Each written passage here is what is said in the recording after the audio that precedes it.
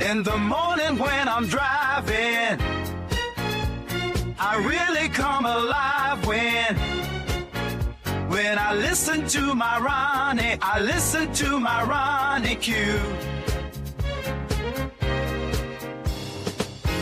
They are rare and they are few who can compare with RonyiQ. So grab a chair, she's coming through. She's on the air, it's time for RonyiQ.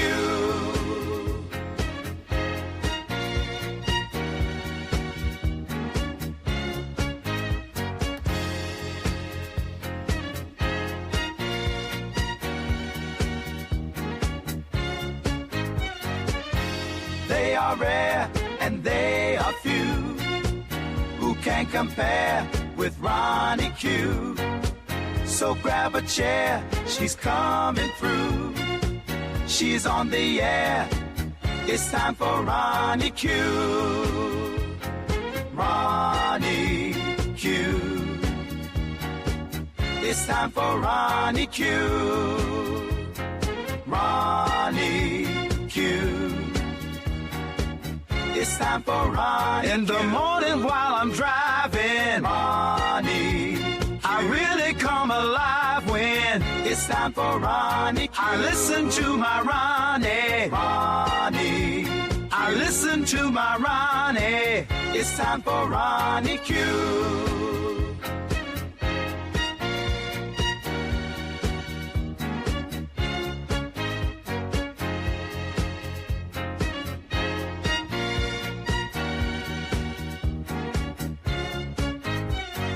Take a seat and go meet Ronnie. Sweet, sweet, sweet, sweet Ronnie. No day complete without my Ronnie. She can't be beat. Sweet, sweet Ronnie.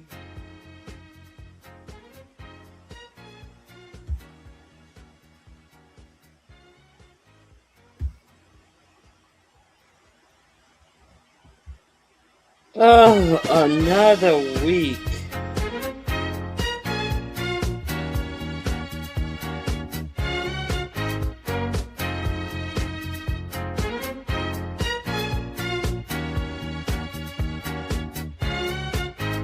In the morning when I'm driving, I really come alive when I listen to my Ronnie, I listen to my RonyiQ.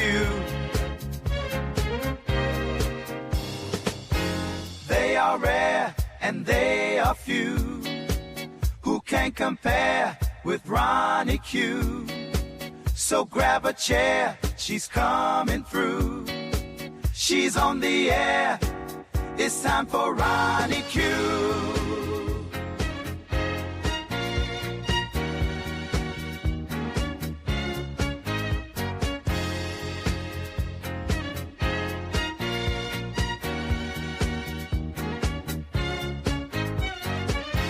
They are rare and they are few who can compare with RonyiQ.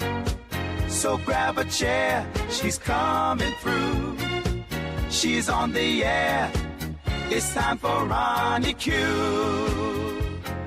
RonyiQ. It's time for RonyiQ. RonyiQ. It's time for RonyiQ. In the morning while I'm driving, Ronnie, I really come alive when it's time for RonyiQ. I listen to my Ronnie, Ronnie. I listen to my Ronnie. It's time. Have y'all had enough of MAGA yet? Have y'all had enough of MAGA yet? Good morning. Thank you for joining me today. Please hit the like button. If you're not a member, subscribe. Oh my God. I cannot believe we have gone through another week of ignorance, of dummies running our country, of people with no merit, no sense, continuing to run our country, and our elected officials doing absolutely nothing about it. And here we are, once again. For those of you who don't know, our oil has reached over $100 a barrel. We are escalating our military personnel in the Middle East. We have increased the number of medical personnel in Germany. You know, Germany, where they evacuate injured personnel to be have their amputations and to have their surgeries and bleed out on surgical tables, you know, that type of thing. We've increased the military medical personnel in Germany. Yes, we have. MAGA, is this what you voted for, MAGA? Is this what you voted for in your no more forever wars, no new wars? Kamala will have all of these new wars. MAGA. Oh, MAGA's quiet today. And MAGA's quiet this morning. Nothing.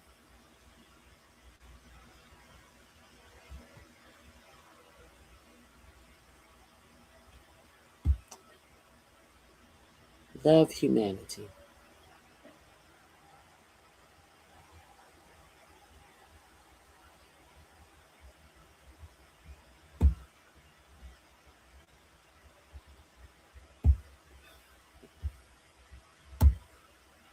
Okay, goodbye. Goodbye.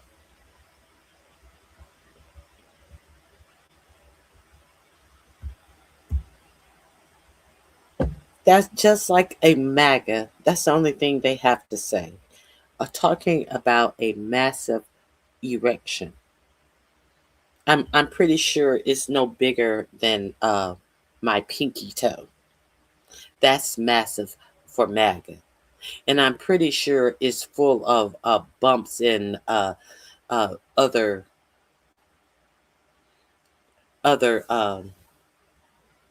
sexually transmitted diseases if it's MAGA.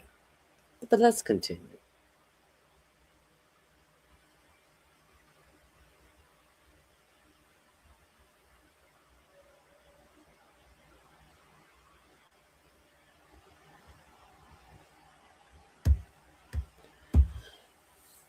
You mean this all of this government assistance that we paid for in September, where peak a keg breath a blue 93 billion, not million, $1 billion of the Pentagon budget because they were under the mindset that they needed to use it or they would lose it because they had $93 billion left over of the 2025 Pentagon budget. So they blew $93 billion only to show up Wednesday of this week asking for, what was it? 73 billion more dollars. Is that what you mean? About we're working, so we need to continue to pay for government assistance? Because obviously you're not talking about the government assistance that has been cut off in the big uh, bloated bill, where over 25 billion, 25 million people are going to be cut off of the health care for the poorest people in the country. Is that the government assistance that you're talking about?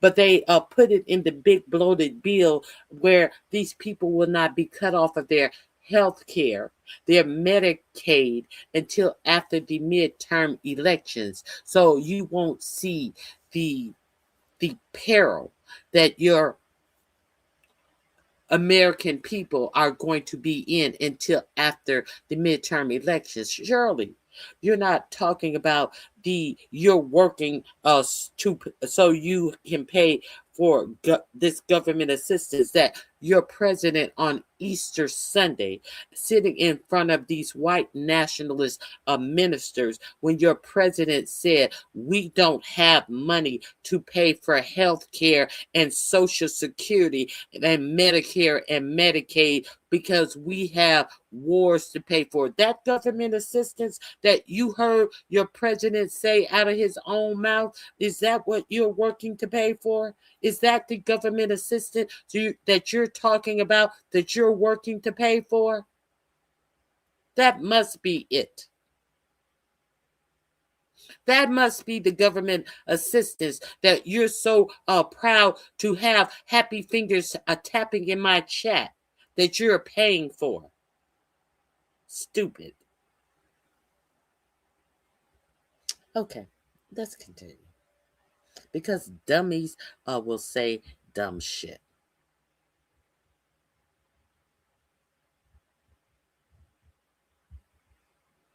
The only ones abusing SNAP benefits that are corporations that don't pay a living wage. They pay enough to keep their workers on SNAP benefits. Their workers who then go to a shop in their stores, and these same government employers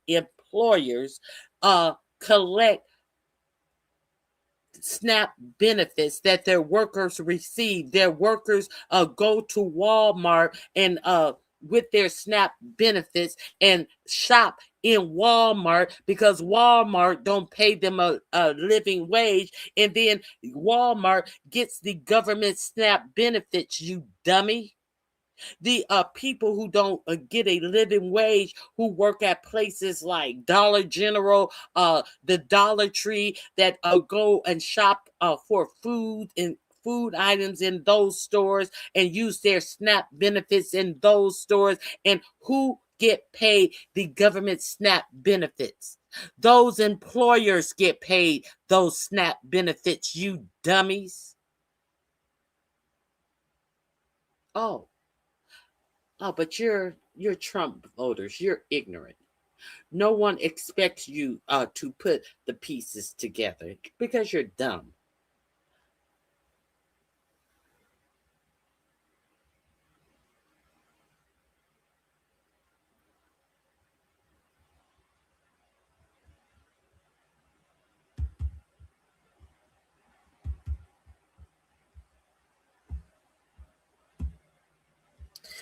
Work 2 jobs, work 3 jobs, every other American has to do.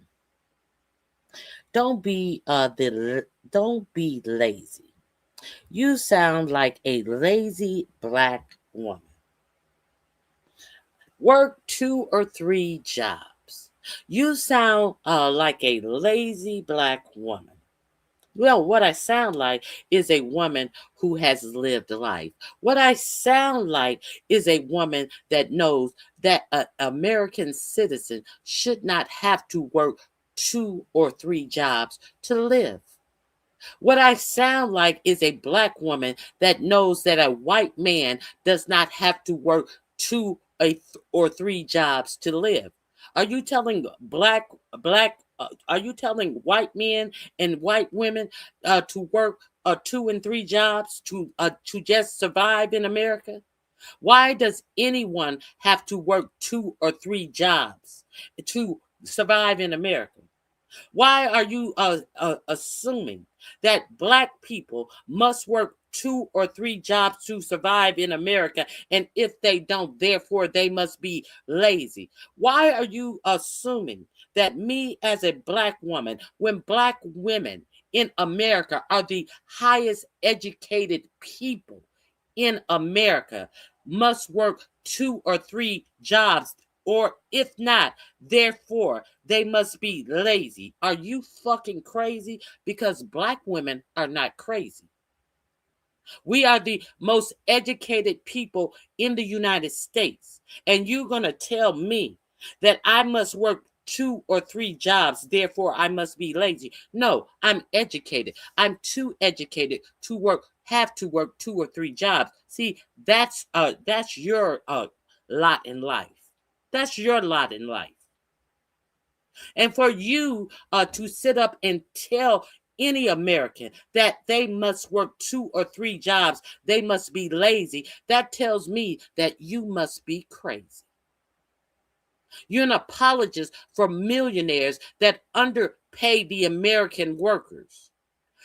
You're an apologist for these millionaires and billionaires that are the reason that you have these undocumented workers that are willing to be underpaid. But you are the first one to cry about these undocumented immigrants being in our country.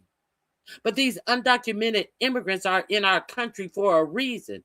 But when it comes time to get these undocumented immigrants out of our country, they are the only ones who are penalized. But their employers who brought them over here, who make sure that they have jobs because they can underpay these undocumented immigrants, and these undocumented immigrants can be sure when they come to the United States that they will get work if they are willing to work 2 and 3 jobs, that they are guaranteed to have a job. If they are willing to live 10 and 12 in a household, that they will have work. That's why they're here.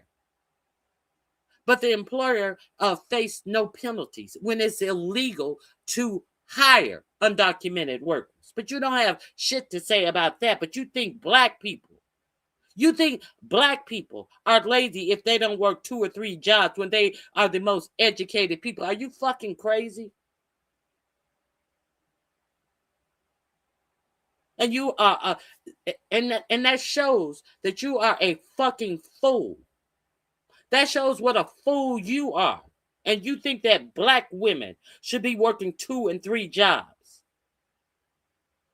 And you got a whole fool running the Pentagon that just blew through $93 billion. And now is in the sitting up in front of the Senate talking about he's going to run out of money by August 1st. And he won't have money to train the troops. By August 1st, he's going to run out of money. That's what I was talking about. And his budget was $1 trillion. But you talking about black women should work 3 jobs. But you ain't had shit to say about that. Unqualified head of the Pentagon blew $93 billion in September. But you didn't open your motherfucking mouth about this unqualified white man blowing through $93 billion of the Pentagon money. You didn't say a motherfucking thing about a white nationalist with white nationalist tattoos on his body who bought a motherfucking white nationalist pastor in the Pentagon who don't think that women should have the right to vote. You didn't open your motherfucking mouth to say a motherfucking word about this numbskull running through $93 billion of your tax money and coming to Congress to act for $63 billion more in a war that he is losing because he has fired all the experienced 4-star generals. You stupid bitch. But you think that black women are lazy if they don't work 2 or 3 jobs, and you think I give a fuck about what the dumb shit you talking. But you can't talk about what I'm talking about. Shows what a dumb bitch you are.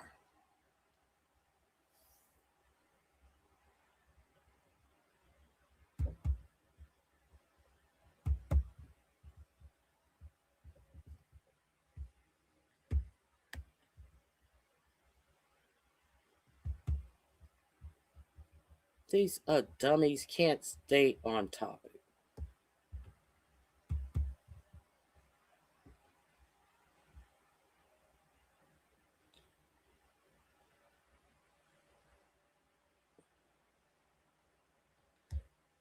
Thank you for the thank you, Craig, for the jewels. I appreciate that.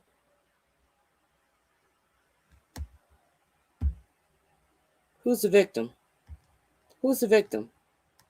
Who said who's the victim? You're the victim? You feel victimized by the truth? You feel victimized by the truth?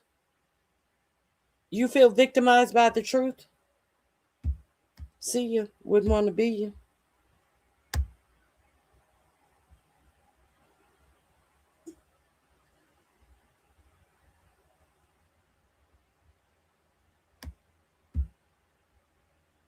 Thank you. Exactly.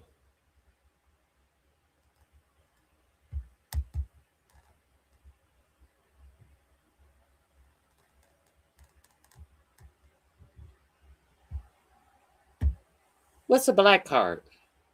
What's a black card? No, you're playing the white card. You're playing the white card. What's the black card? The black card is the black woman being the most educated uh demographic in the United States of America. Yeah, I'm playing that. Yes, I'm playing that. You're mad about it? Stay mad about it. I would be mad about it too if I wasn't a black woman. I guess I'd be mad about that as well.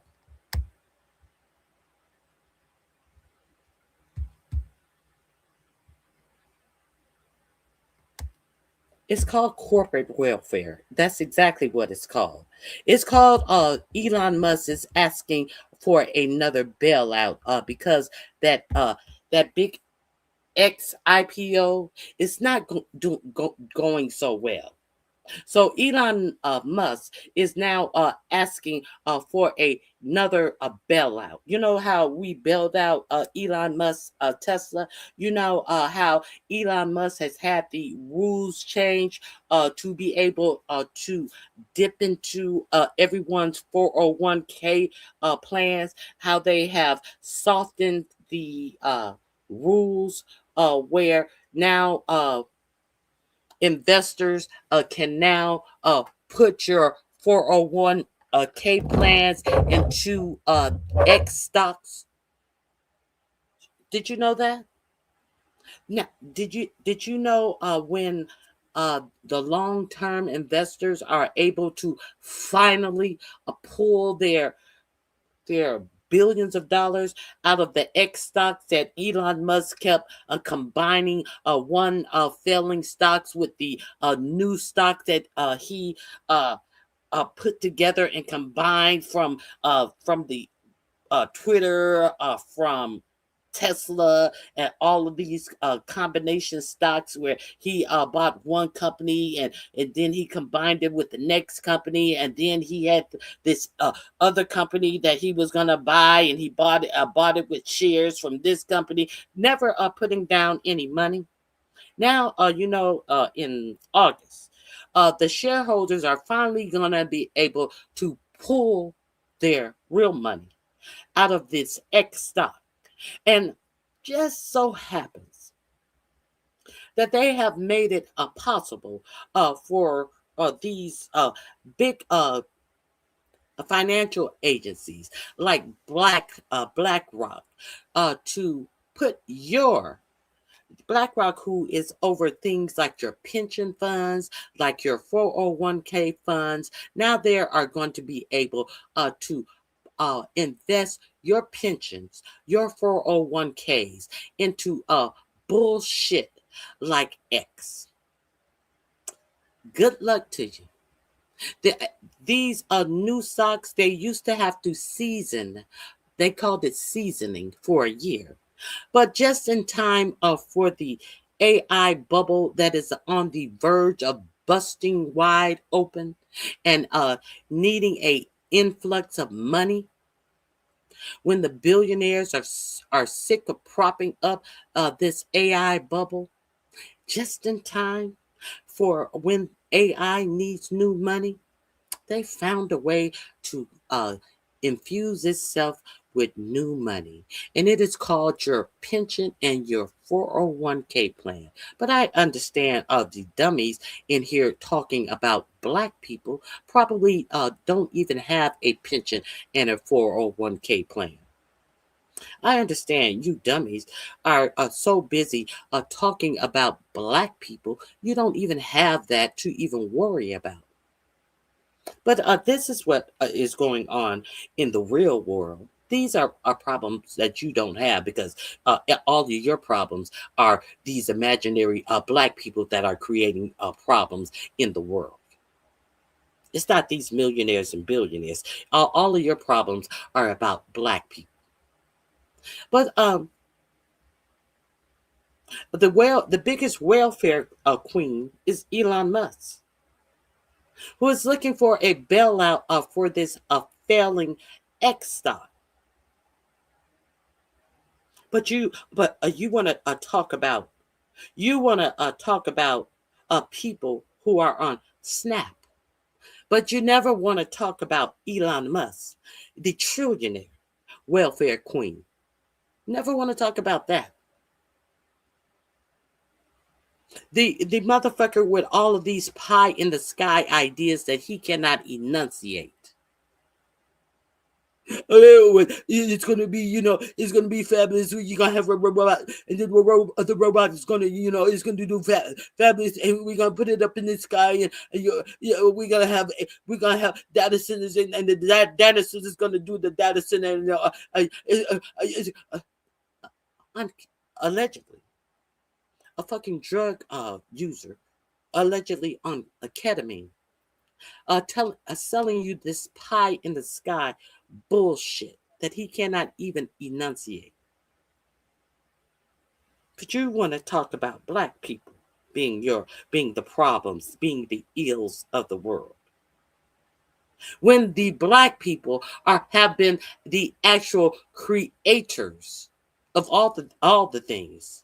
All of the things, the creators of all of the things, including the income of the United States of America, the actual income of the United States of America, when Elon Musk has not been the inventor of anything in the United States of America, but y'all want to bow down and kiss his ass, a white nationalist ass, the ass of someone who talks about apartheid Africa being his a favorite time of life. And you think somebody takes you seriously? You still live on the inventions that you don't even know that were created by African Americans because you're so stupid. As you listen to J.D. Vance, as you listen to, what's that other ghoul's name? Donald Trump, and what's the ghoul's name? Oh, what is the ghoul's name? The bat's name? Oh, what is his name? The ghoul. Oh, I can't believe I lost his name. I'm looking right at his face in my mind. The Nazi. The, oh,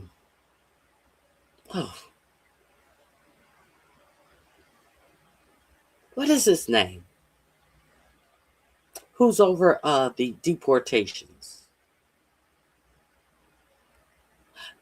Who says there must be 3 deportations a day? As you listen to these white nationalists tell you that white people created everything, there would be nothing in America if white people had not created it. Believe that, if you will. And tell me one thing that white people created in America, other than suffering and strife and theft. Tell me. Can someone tell me a white creation? Other than those things? I'm waiting. I'm waiting.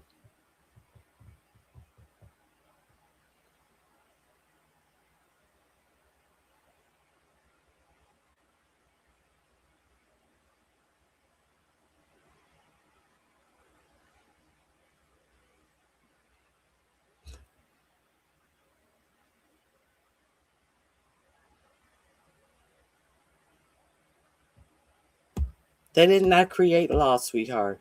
They did not create law.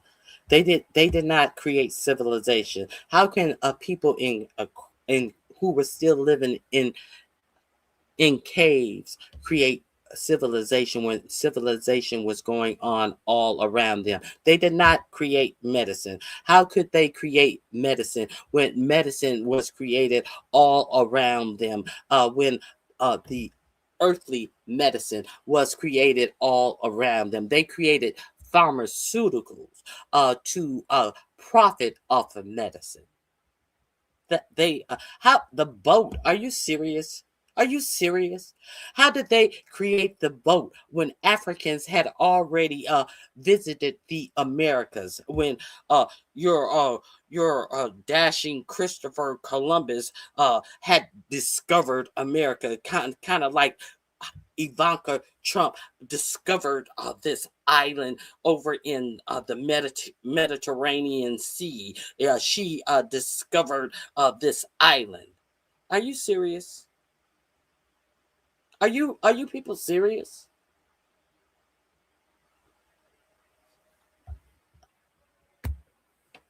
We did everything. We did everything. You happy? We did everything.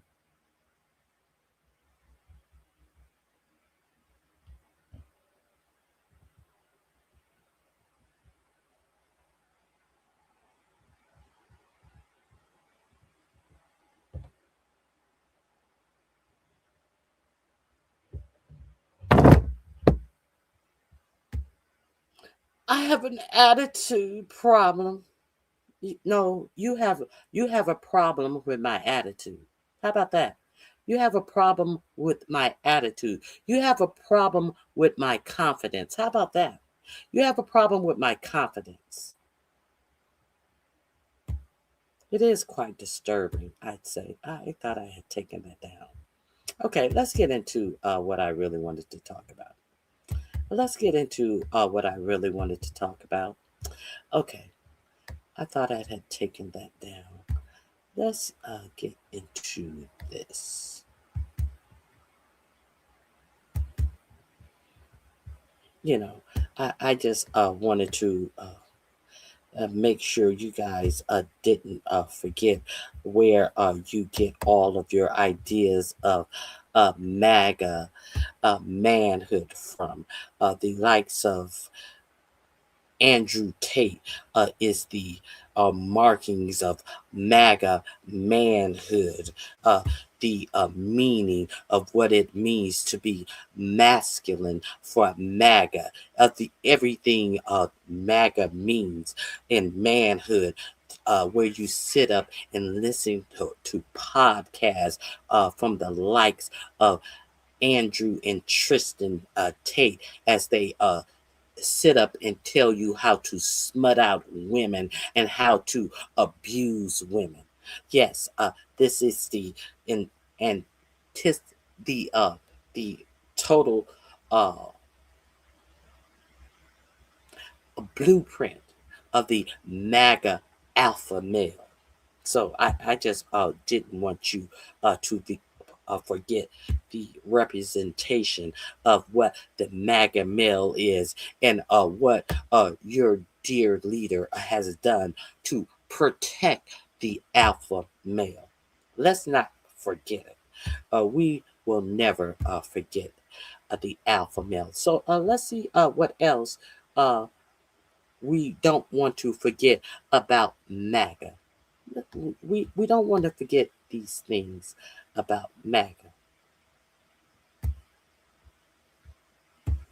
Dramatically affected. We want, when they wake up in the morning, we want them to not want to go to work because they are increasingly viewed as the villains. We want their funding to be shut down so that the EPA can't do all of the rules against our energy industry because they have no bandwidth financially to do so. We want to put them in. So how does that affect the EPA not having the bandwidth to do all the rules? How does that affect all of your lettuce, all of your food being checked, all of the explosive diarrhea that you're having across the country. This is Russell Vogt, who's over the OMG, Office of Management and Budget. This is what he was saying prior to the election. Now, Russell Vogt went before Congress. Russell Vogt also went before Congress. Russell Vogt is also one of the architects of Project 2025, of course. Russell Vogt is also a part of the Heritage Foundation, of course. So Russell Vogt sits and claws back money that Congress has already approved. And when Russell Vogt believes that this amount of money should not be spent, Russell Vogt does not send the money to where Congress says the money should go. Where the extra money goes, we don't know. We don't know. But because this is the administration of less regulation. So does the money go back to Congress? We don't know where the money goes. But Russell Vogt decides, not Congress. Even when Congress approved the money, we're not sure where that extra billions, millions of dollars goes. But Russell Vogt decides. We should take action. Yes. Thank you. I'll yield back. Gentleman yields back. The chair recognizes the gentlewoman from Massachusetts, Ms. Presley, for 5 minutes. Director Vogt, I too I'm glad that you're leaving. Sadly, your harm will remain for generations to come. I have every reason to believe that history will judge you harshly, especially in that you were a key author of Project 2025. Again, implications that we'll be feeling for generations. Like this, $500 billion. Director Vogt, that's how much medical debt Americans hold. In fact, many families have medical debt over $50,000. Now, that may not be a lot of money to Republicans like Trump, who, quote, don't think about Americans' financial situation.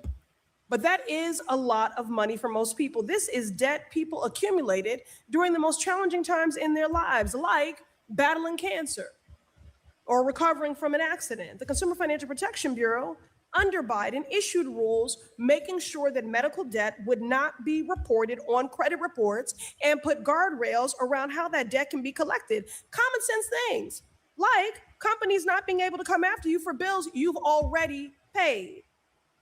Now, to be clear, these kinds of protections were supported by families throughout the country, Director Vogt, in rural communities, in urban communities, in suburban communities, and in Democratic and Republican districts.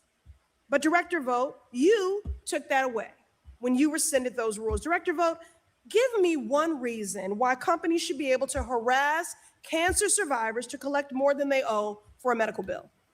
Well, they shouldn't be able to harass, and we have laws on the books but the rules that we changed were specifically. Give me one good reason. You rescinded the rule where medical debt would not have been reported because the statute on credit reports. Give me what. You don't have one good reason. Moving on. Literally there is not one good reason.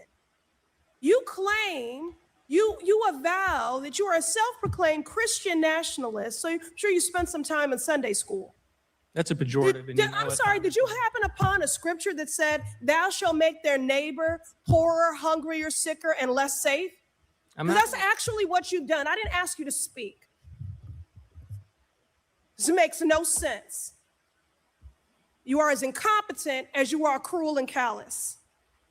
Seriously, there are millions of families who have had to deal with an unexpected medical crisis, including yours, I'm sure, because cancer and illness do not discriminate. They don't care how fat your wallet is or what your zip code is.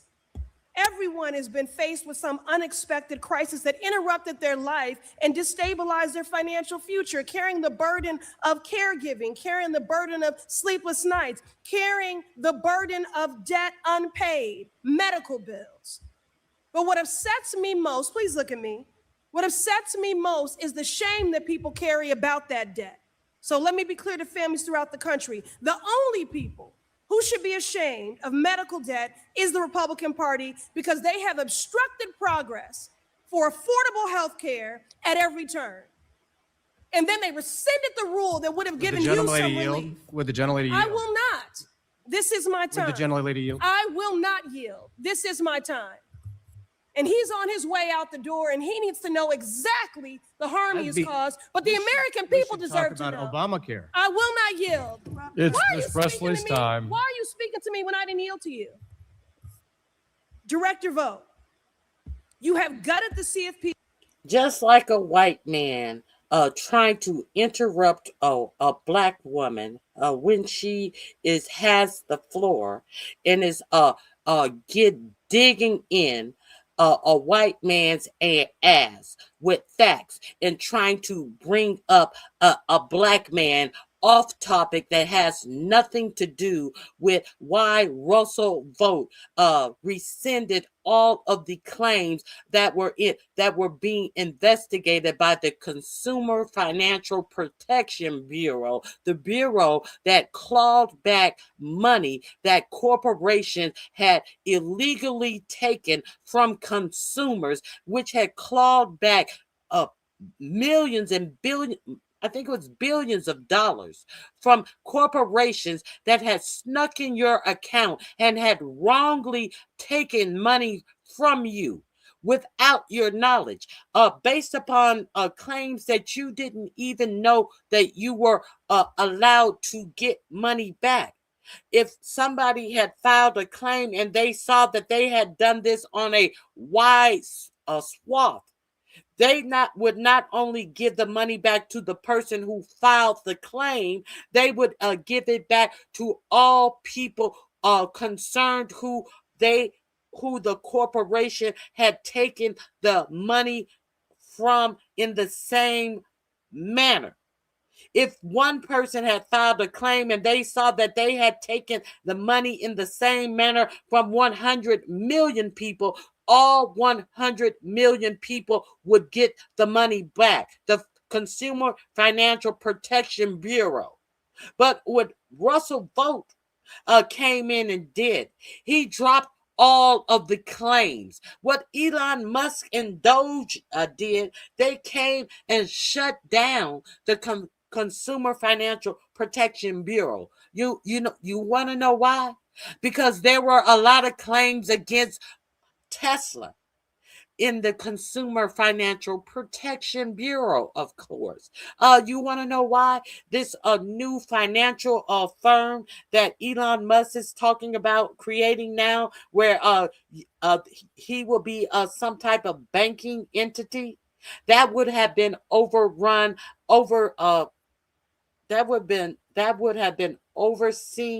by the Consumer Financial Protection Bureau. Without the Consumer Financial Protection Bureau, this new financial entity, this new banking entity that Elon Musk is talking about creating, trying to make a banking via Elon Musk entity so easy for you. It no longer has the pesky little Consumer Financial Protection Bureau to look out for you, the consumer, to make sure that his corporation doesn't sneak into your account and peddle away money from millions of people, making him billions of ill-gotten money. See, you take $2 or $3 from billions of people, what does that gain you? You ain't got to take much. But if you take a couple of dollars from billions of people, what does that gain you? That's how the game is played. And that's what the Consumer Financial Protection Bureau protected you against. Let's be real clear. You have dropped settlements the CFPB brought against predatory companies that were supposed to provide relief to customers. $360 million to help people gone. Americans are in dire need of financial relief, but Trump and his co-conspirators, his cult of co-conspirators are making life worse for everyday people, and I mean everyone, women, the disabled, young people, seniors, veterans, immigrants, and especially people of color who are most burdened by debt and predatory collection and reporting practices. That is exactly why I introduced legislation to stop you from hurting people, like getting rid of consumer protections related to medical debt. The American public deserves better. They deserve better than you.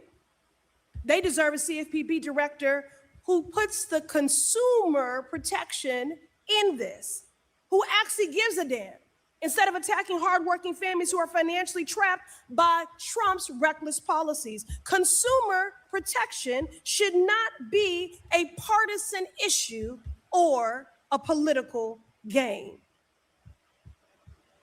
You have dedicated your career to helping corporations get richer, making families sicker, Gentlewoman's hungrier, time has poorer, expired. and less safe. And there Chair is recognizes nothing the gentleman from Christian Tennessee, about Mr. that. Rose, for 5 minutes. Mr. Rose, you're recognized. Thank you, Chairman Hill. I guess y'all didn't know about that. I wonder why Russell Vogt is running out of the office of management and budget so quickly. I guess they have torn down all of the guard rails that they wanted to tear down in Project 2025.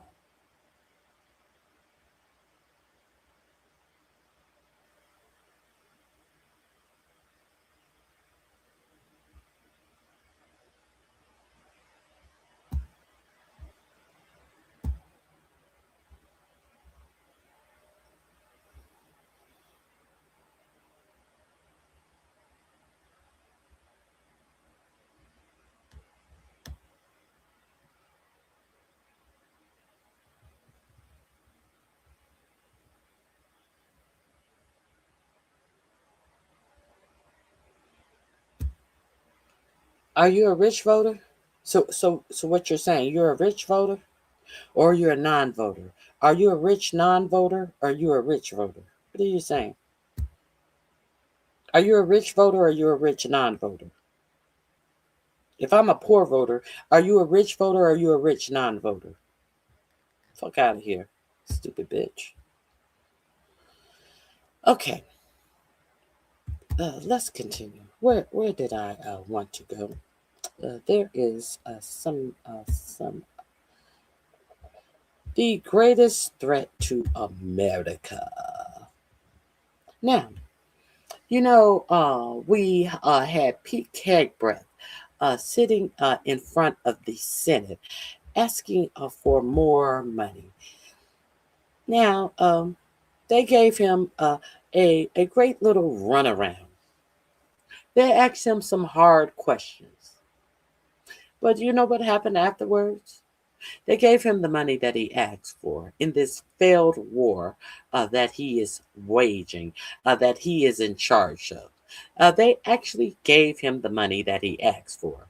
And then on Thursday, they did some little useless vote to end the war in Iran. Well, if you really wanted to end the war in Iran, you wouldn't have gave Pete Kegbreth the money to continue to fight the war in Iran when Pete Kegbreth has $1 trillion budget, when Pete Kegbreth claims that he is going to run out of money to fight the war in Iran on August 1st, and when at the same time, Pete Kegbreth claims that he still has over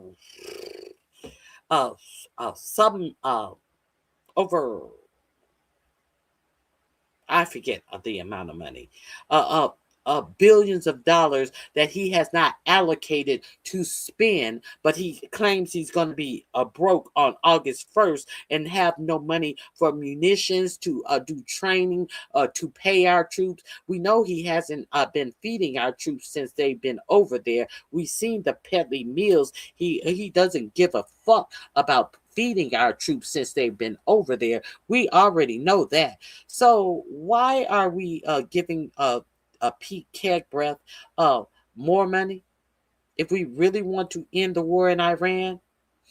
See, this is the time when we need to pay attention to how these people are talking against how they are actually voting. Democrats and Republicans. Democrats and Republicans. Because some of this shit is just a some of this is just a shit show and a show. Now, Thomas Massey is the only one who voted no for funding and no on the Republican side and no for continuing this war. I will say that on the Republican side. Now, we had Pete Kegbreath, who came and he was telling us what is the biggest threat to the U.S. Now, he's asking for money for a war. Now, if we're in the middle of a war, wouldn't you think that Iran was the biggest threat to the United States? We're in the middle of a war. Surely that is the biggest threat to the United States. It would have to be. This link will be in my description box under what is the threat. This is Ken Klippenstein, the greatest threat to America. Pete Kegbreath, in his wisdom, identified the greatest threat that our nation faces, as he told Congress on Tuesday. It is not nuclear weapons, nor is it China. It is not Iran, Russia, or North Korea. It is not Cuba or any other country rising or falling.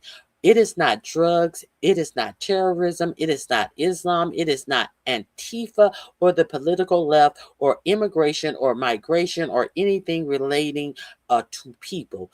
It is not cybersecurity or the smartphone, artificial intelligence, killer robots, or weapons. It is not anything related to health or in Hexeth arsenal laziness or or in Hexeth arsenal laziness or appearance. It is not an asteroid or some other extinction event. It is not overpopulation or a pandemic, nor biotechnology technology in nature. It is not climate change, of course, and nor war itself. It is in his eternal quest to remind everyone in his eternal quest to remind everyone there's a dumber official than Sebastian Gorka. Somehow, the Secretary of War testified under oath that the greatest threat to America is not giving the Pentagon more money. Not funding the department at a 1.5 trillion, I believe, is the greatest threat that our nation faces, he told the Senate. The $1.5 trillion figure refers to the record budget sought by the military. You read that right. The Pentagon is seeking a whopping 40% increase over the last year's budget that already tops $1 trillion. War is hell, and hell of a good business, that is. All of World War II, all of it from 1941 to 1945 cost the United States an estimate of 4.5 trillion in today's inflation adjusted dollars. Hexaf wants to spend even more than that over the next 4 years, not to fight World War III, mind you. That will require a supplemental budget. Hexaf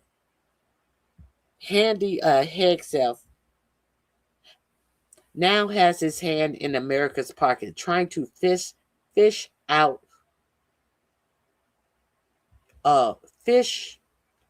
wallet out. And by all appearances, Congress, with its powers of the purse, is going along.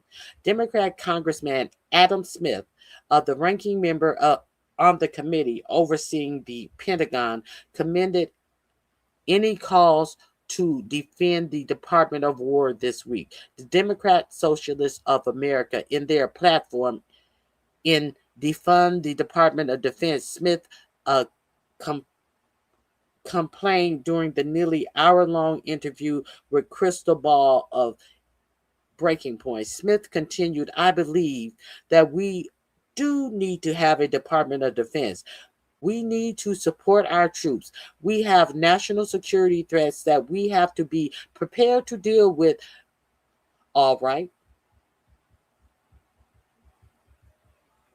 And with all of this, a bonanza buy, a military 40% larger, 40% more planes, ships, tanks, etc. The answer is even more obscure than you can imagine, for the HEXF vision isn't even a major increase in the size. The most powerful military in the world, with every dazzling weapon and innovation you could imagine, just wants more. It wants more weapons, the business end, bombs, missiles, drones, and on and on and on, to be able to bomb Iran, Cuba, China forever and never run out. Now, let's be real about it.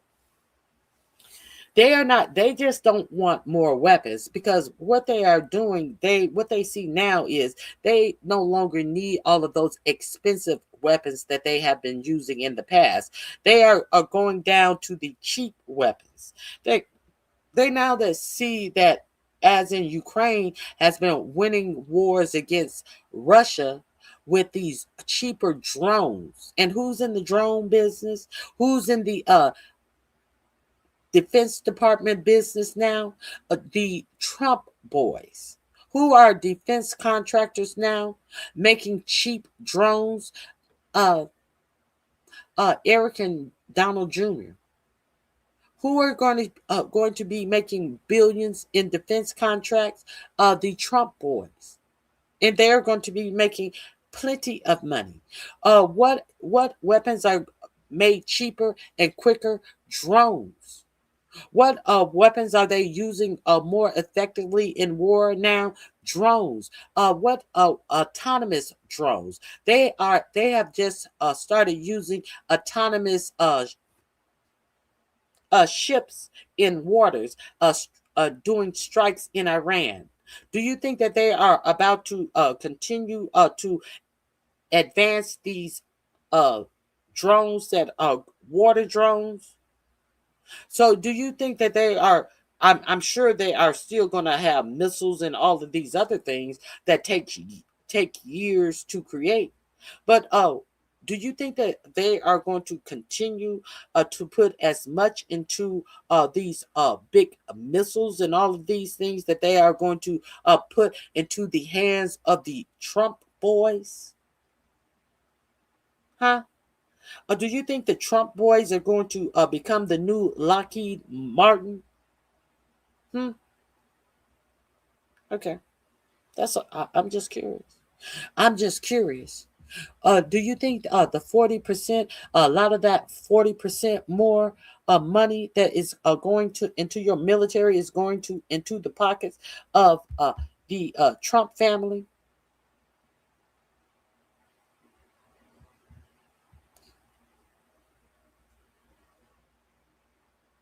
Let me see. Where was I? Where was I? If you don't believe it, you might want to believe it. Todd Harrison, a defense budget expert at the American Enterprise Institute, calls a spade a spade. This is not all a strategic driven budget. This is a budget driven budget, Harrison said in one of his interviews, excoriating the $1.5 trillion budget. The budget buys, hold on. The budget buys newer nuclear weapons and next generations of bombs, submarines, and ground basic ICBMs. ICBMs. The budget buys 6th generations airplanes and the next generation of one-way attack drones. The budget pays the troops more, it pays the consultants more, it pays more research, pays more budget specialists, and even auditors. But in the end, it does not all it does not anticipate all any of the resulting in more of anything, not more than any prudently planned investment, right? Not more nuclear weapons, not more bombers, fighters, or ships, no more soldiers even. Not more soldiers even. Each individual item perpetually gets so expensive that fewer are purchased. So the Army and Marine Corps won't get bigger, nor will the Air Force or the Navy. The nuclear arsenal will stay the same size. In other words, this 40% higher military budget will not result in a 40% larger military. The one thing that will be new will be the drones. Did I not just say that? The next generation of one-way laundering autonomous weapons, autonomous, which means they will go out and just do all of the killing. No human hand will have to touch the killing. We didn't do it. The drone did it. A next generation of one-way laundering drone autonomous weapons will be purchased. Drones, mini missiles, and robots. The budget request asks for a boggling $54 billion into a single line item for the Defense Autonomous Warfare Group, DAWG. Isn't that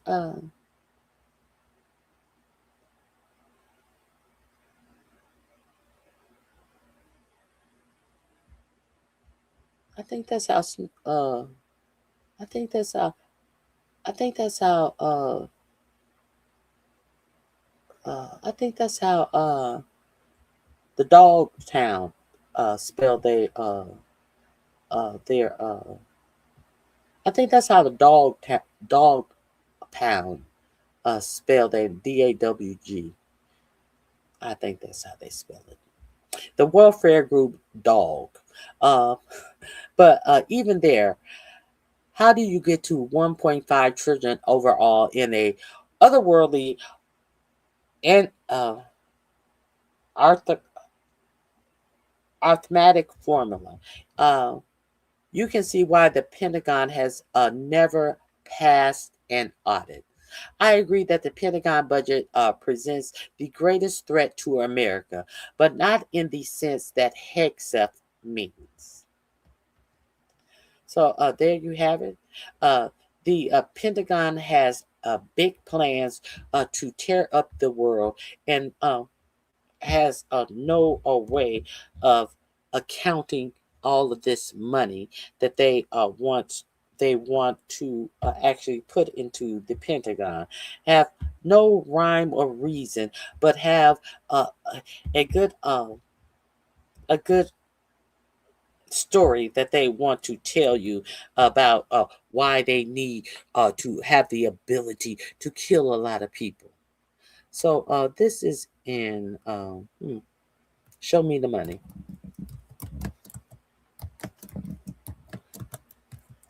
You can read this article it's in my description box under Show Me the Money.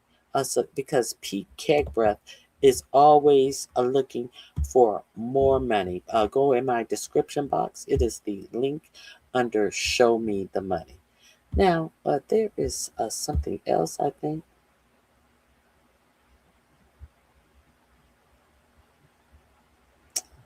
Hold on. Let me see. I think I already read this to you. Marco Rubio is very, very dangerous. Now, I also want to discuss with you about this lettuce scare.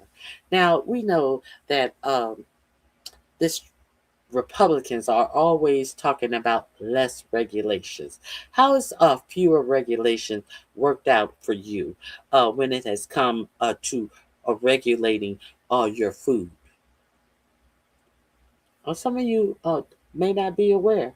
Some of you think, well, I don't eat a Taco Bell. So this lettuce scare hasn't affected me.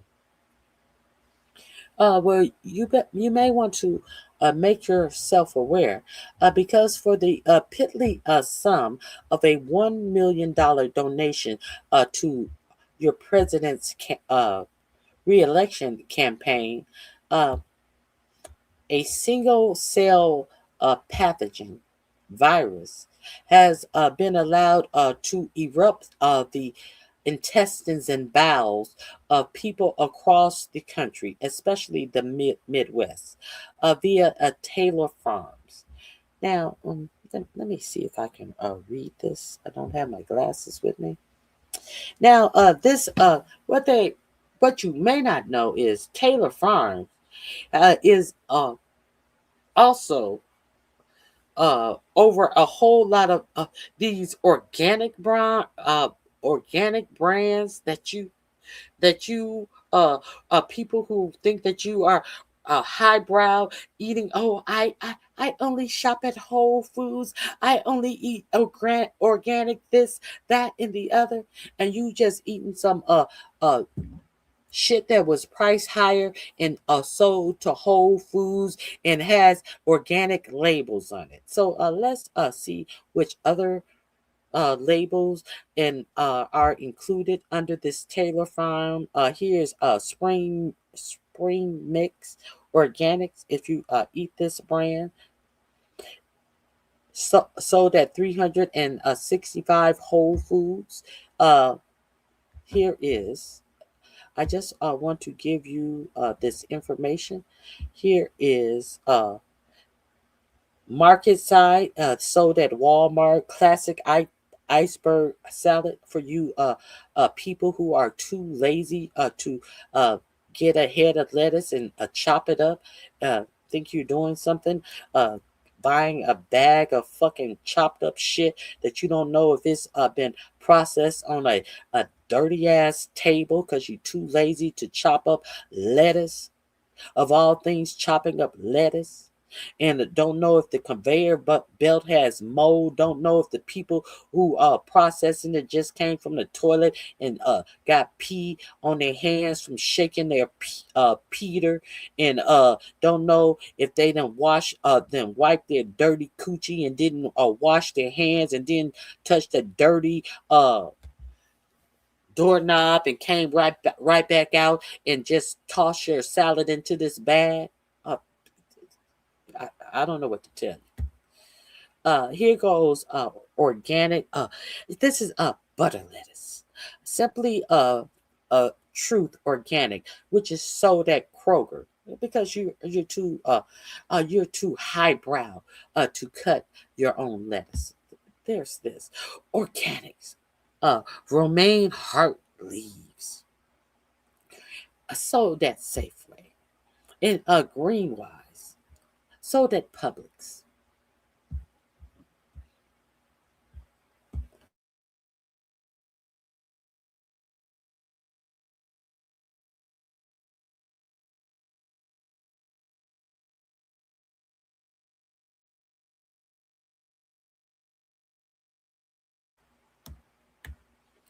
No, bitch. Fuck you for saying fuck me in my chat, bitch. Bye.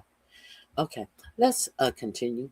So there's that Greenwise sold at Publix, and here's simply Nature, which is sold at Aldi. The spring mix. It may have uh it may have your bowels springing off the back of your toilet seat because you may have bubble guts that is springing out of your anus.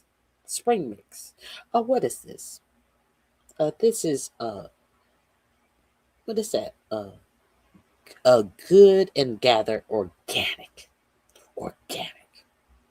Good and Gather sold at Target. Um, there you go. since you can't be good and gather your own lettuce. Earthbound Farms. See, these big corporations are paying. They're paying to have access to Trump. Now, there have been over 3,000 people who have lost their jobs to monitor for this particular parasite. So with a $1 million donation to Trump, Taylor Farms has been able to get rid of 3 million workers that monitor for this parasite. Because less regulations, and you do me a good one, and I do you a good one. So at the what did that cost? What did that cost? HEB lettuce, shredded iceberg lettuce from HEB. Trader Joe's lettuce. Oh, I just love Trader Joe's. Oh, I just love Trader Joe's. Oh, I don't shop at those regular grocery stores. I only go to Trader Joe's. I love Trader Joe's too, though. Okay. The corporation veil has officially dropped. Your choice at the grocery store is nothing but a carefully crafted illusion, masking the reality that a single industrial giant quietly controls the food on your plate, making sure you're following it.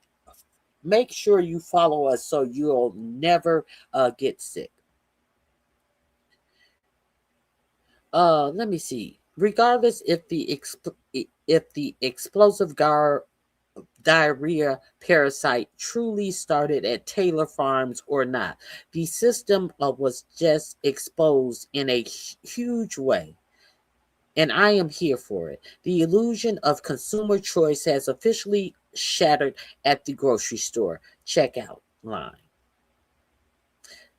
We wandered down the produce aisle, carefully selected between the artisanal labels, organic branding, and budget-friendly house lines, completely blind to the fact that we are participating in a beautifully orchestrated corporate masquerade behind the vibrant, compelling logo, lies, singular truth, the exact same green fields of a single industrial titan.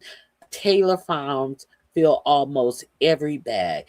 This is no longer just about lettuce. It is a chilling exposure of a deeply consolidated system where competitors, where competition is artificial. Corporate giants operate in absolute secrecy, and the power of the everyday consumer has been quietly reduced to a careful manufactured lie. Beyond that, you will see a significant price difference for the same exact lettuce across every single one of these stores. For instance, the Whole Foods private label brand of lettuce is almost 60% more expensive than the Walmart private label brand of lettuce. Yet it is the exact same lettuce. So I am going to put this link in my description box under. It would be in the link under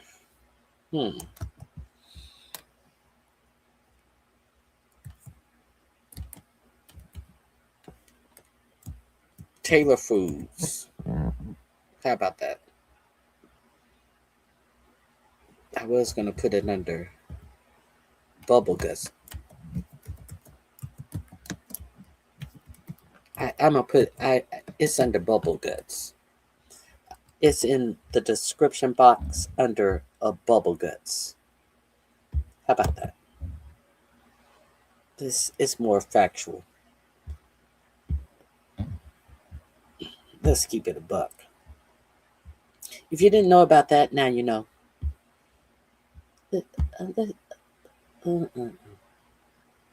There's been a new outbreak of the bubble guts. Let me share this with you. Your government now. Your who which department? The was it the EPA? I think it was the EPA had a test that actually spotted this. There was a positive test for this, but then Taylor Farms went to them and said, "Hey, don't put that test out. You this test would ruin us." And then the EPA came out and said, "Oh no, that was a false positive. Everybody, don't get upset. That was a false positive, when in fact it was a positive. And they never alerted the public." Did you know your government was doing this when they had the positive test, and they never warned the people? Did you know your government was doing this? But Taylor Farms is all right and continue to let you eat this lettuce when they knew that this lettuce was contaminated.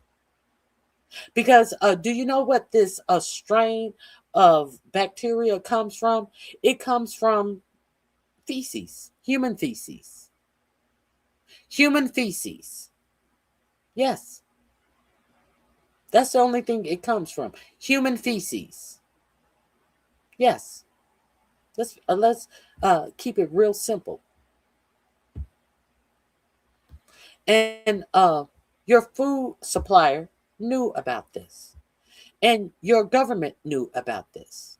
Had a positive, and they kept it a secret. And once they found the positive testing, they kept it a secret and then said, "Oh no, that was a false positive." How's your belly feeling? Your belly feeling okay? Let's hear this. A new outbreak of the bubble guts. Let me turn the volume on. FDA is now investigating a second cyclospora outbreak. On its website, the FDA has identified a new outbreak with 72 cases of explosive diarrhea.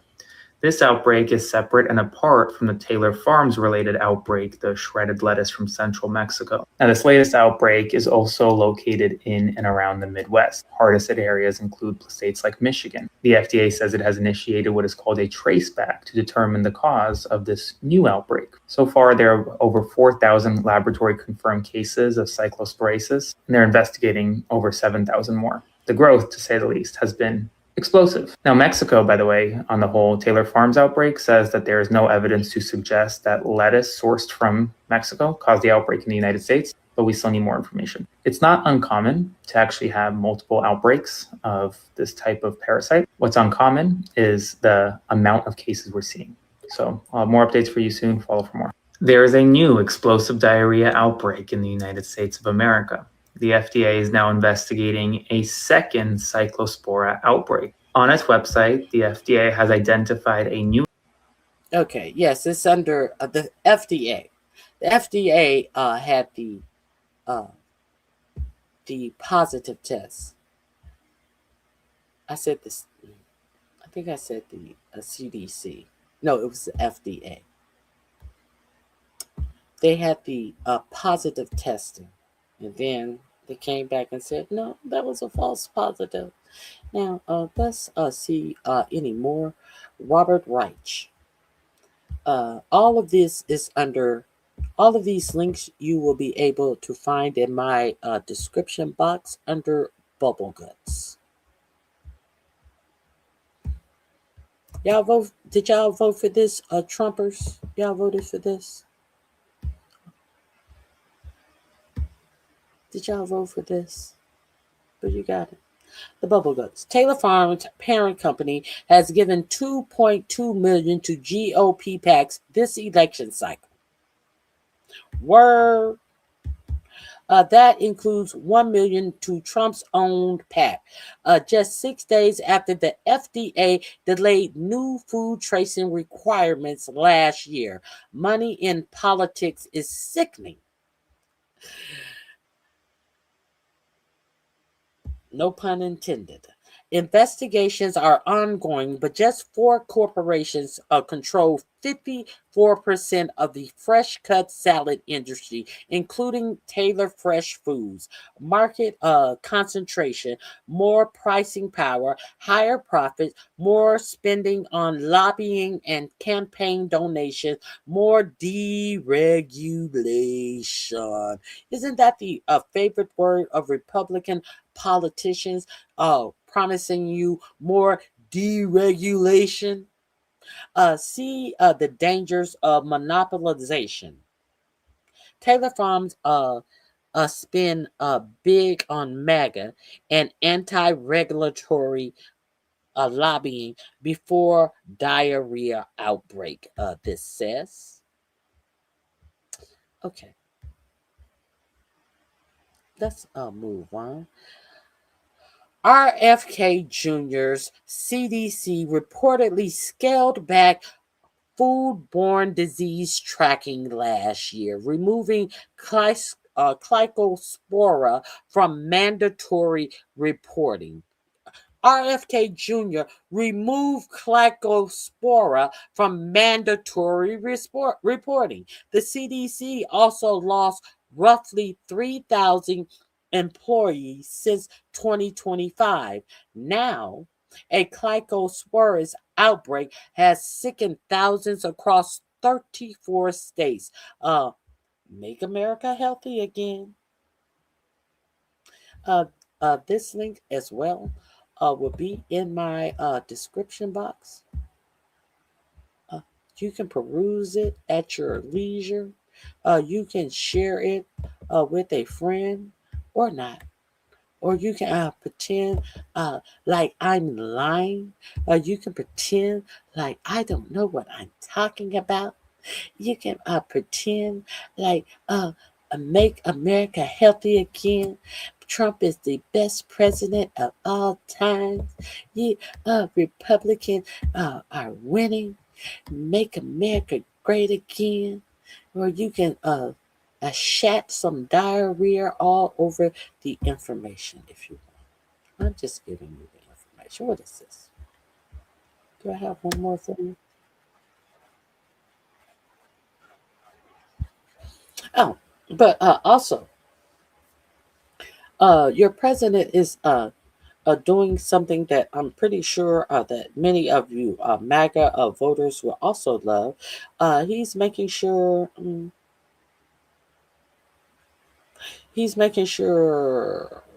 that the uneducated stay uneducated.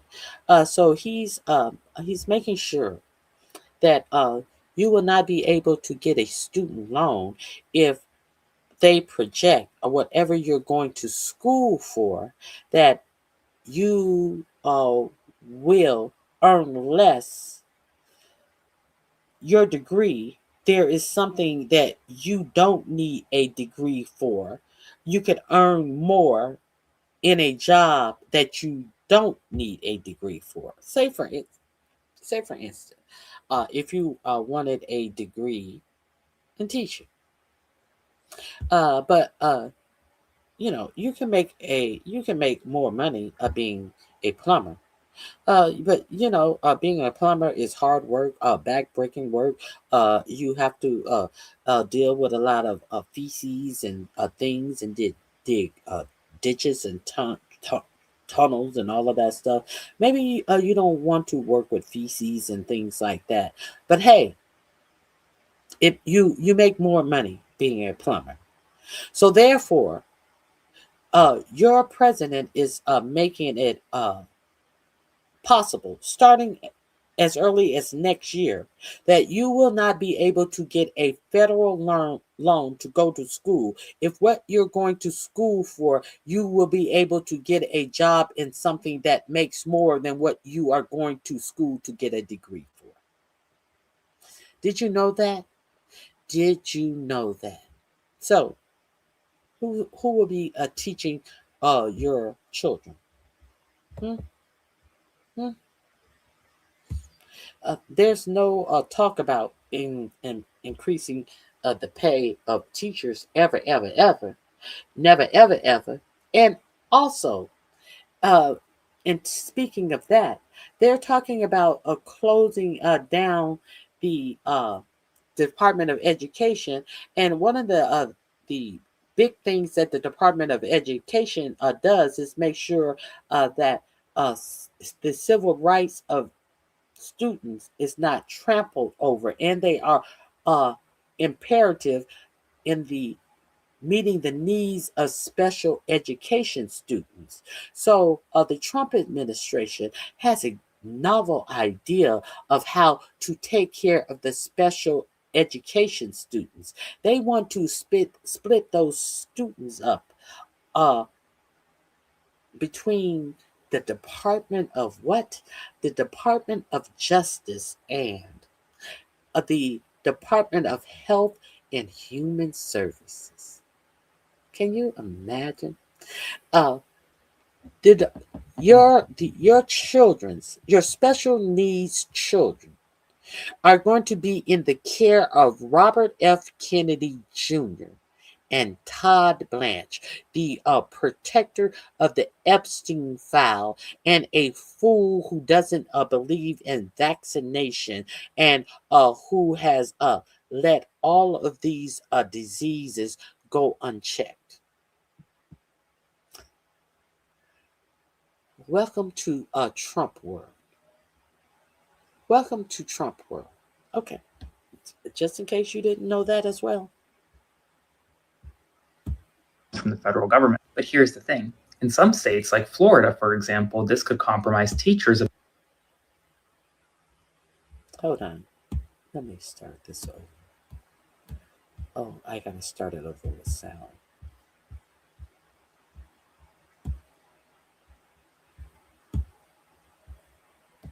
Half of you guys are special needs yourself, so you don't care about what happens to your children, I know.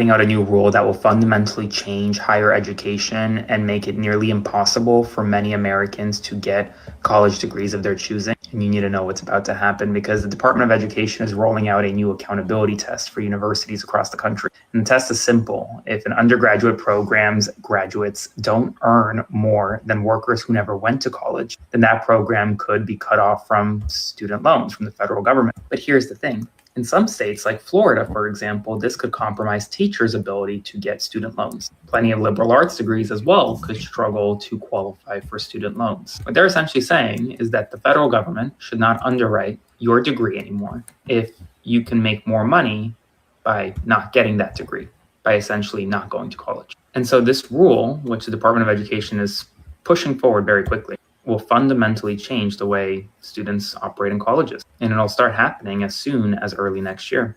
Follow for more.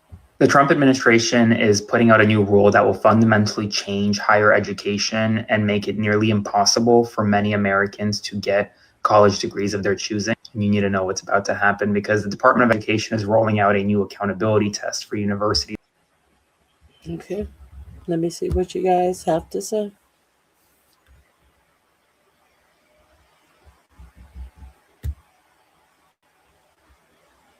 A dumb answer. They may be trying to prevent fraud. So therefore, that makes sense. That makes sense because you're stupid. They might be trying to prevent fraud. So it makes sense because you're stupid.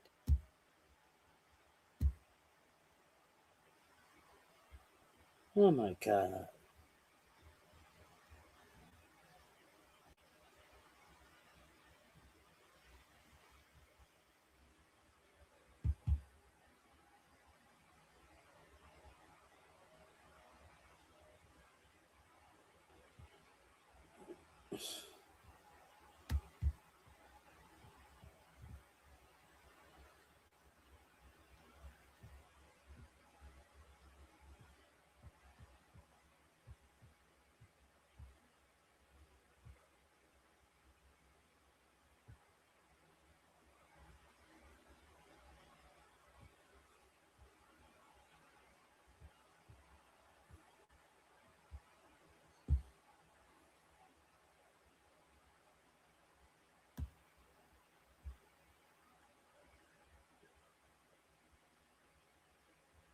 Mm-hmm.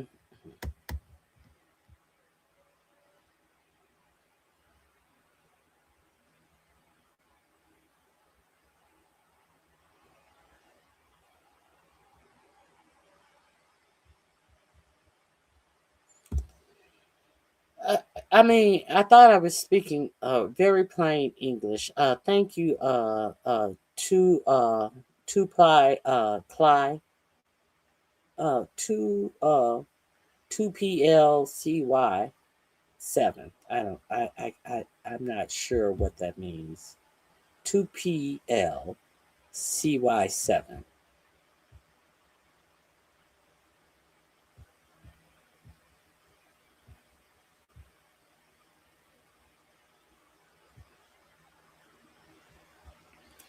How can you prove all of this? Sometimes things just happen. You can't stop it. Prove all of what? How can I prove all of what? Sometimes things just happen.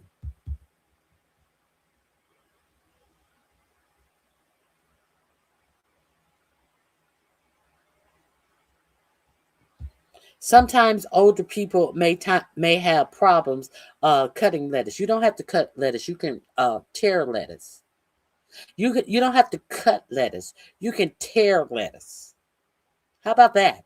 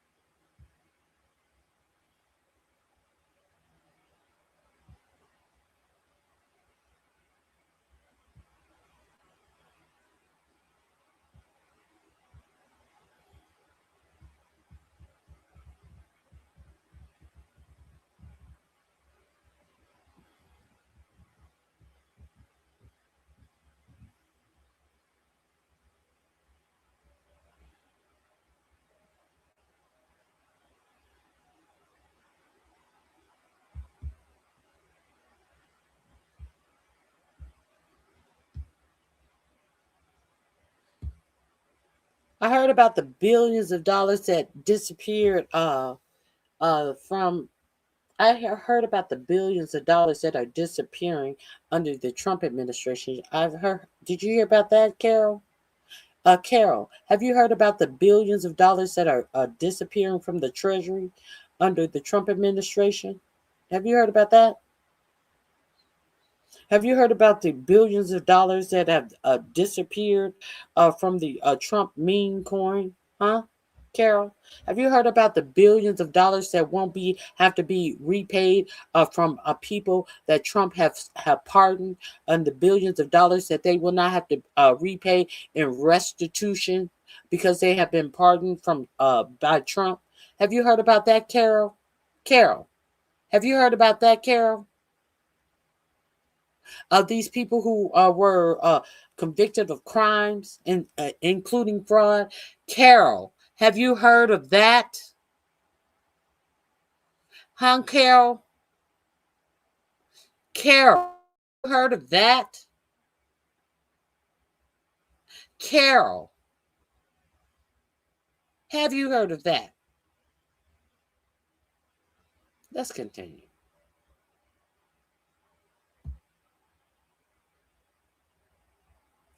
I guess Carol hasn't heard of that.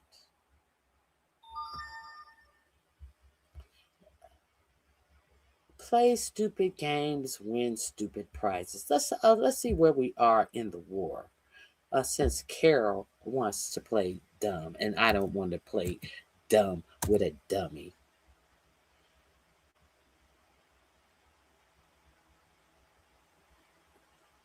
Let me get back on topic of what I really want to talk about. There are some things that I saw in my YouTube crossings that I wanted to share with you guys.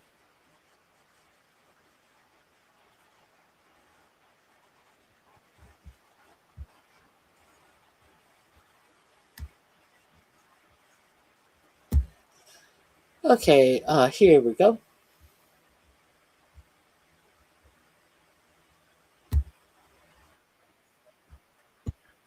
Now, Ba'aman Strait has been closed by the Houthis. Now, to Saudi Arabia, tanker ships have been bombed by the Houthis as well. Now, this has been considered, quite a big deal. I guess they assumed that they weren't serious about the Bahamam Strait being closed, because this is quite serious, because that was the only outlet to get oil to Saudi Arabia, of which the United States gets 45%. You know how they always talk about, oh, we don't get oil from the Hormuz Strait anyway. Well, we get some from the Saudi Arabia, who use the Bahamam Strait. tankers have been destroyed in the Bab el Mandab Strait. Let me repeat that. 2 Saudi Arabian tankers have been destroyed in the Bab el Mandab Strait. The Houthis in Yemen making good on their threat that if the United States struck Iran again, the Bab el Mandab Strait would be closed down to Saudi Arabian tankers. And Yemen announced that it hit 2 Saudi tankers. We have video of that. I'll show you it in a moment. Also, in the Strait of Hormuz, Iran was able to strike yet another tanker there, and then 3 tankers that were trying to use the route that the United States is telling tankers to use, not the IRGC route. They turned around when they saw that Iran destroyed this other tanker. Earlier, Donald Trump announced yet another day of strikes against Iran. The Houthis in Yemen were ready. Iran was ready, and Iran struck back hard. There are currently strikes taking place in Kuwait and in other U.S. bases in the region. And of course, there was the incident I just described in the Bab el Mandab Strait. We see the price of crude now at $95 a barrel. It shot up about. Now, that was yesterday afternoon. By this morning, crude prices are over $100 a barrel. $2 when we learned about those 2 Saudi tankers that were shot by the Houthis in Yemen. I believe, as I've been saying now for a long time, I probably sound like a broken record, we will be at $100 a barrel very soon. Here is the Yemeni. And very soon is now. Armed Forces spokesperson announcing the execution of this special operation. 2 tankers, one named Mansella, the other Lalia, were both struck by the Houthis. These were Saudi Arabian tankers. Let me show you video footage of what that looked like. Let's play it.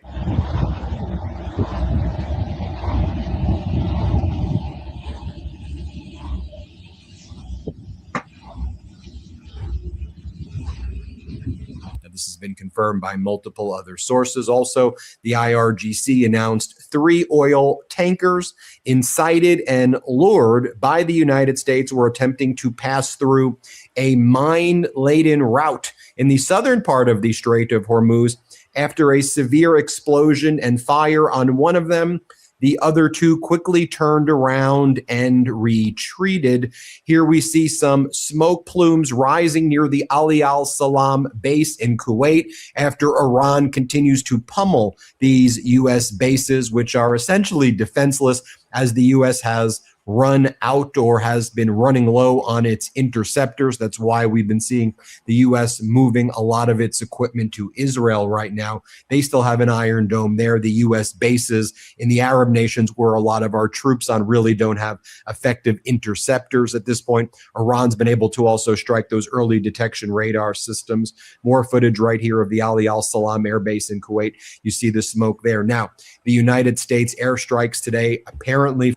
But you hear Pete Kegbreath tells you we're going to show them that we are the strongest military in the world, and we're going to show them we are the fiercest war fighters, and you're going to show them that you're running on your heels. That's what you're showing them.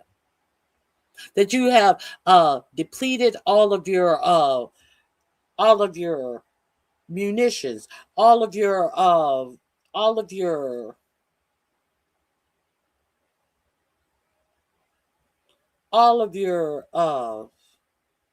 what am I trying to think of? You have depleted all of your anti missile defense weapons.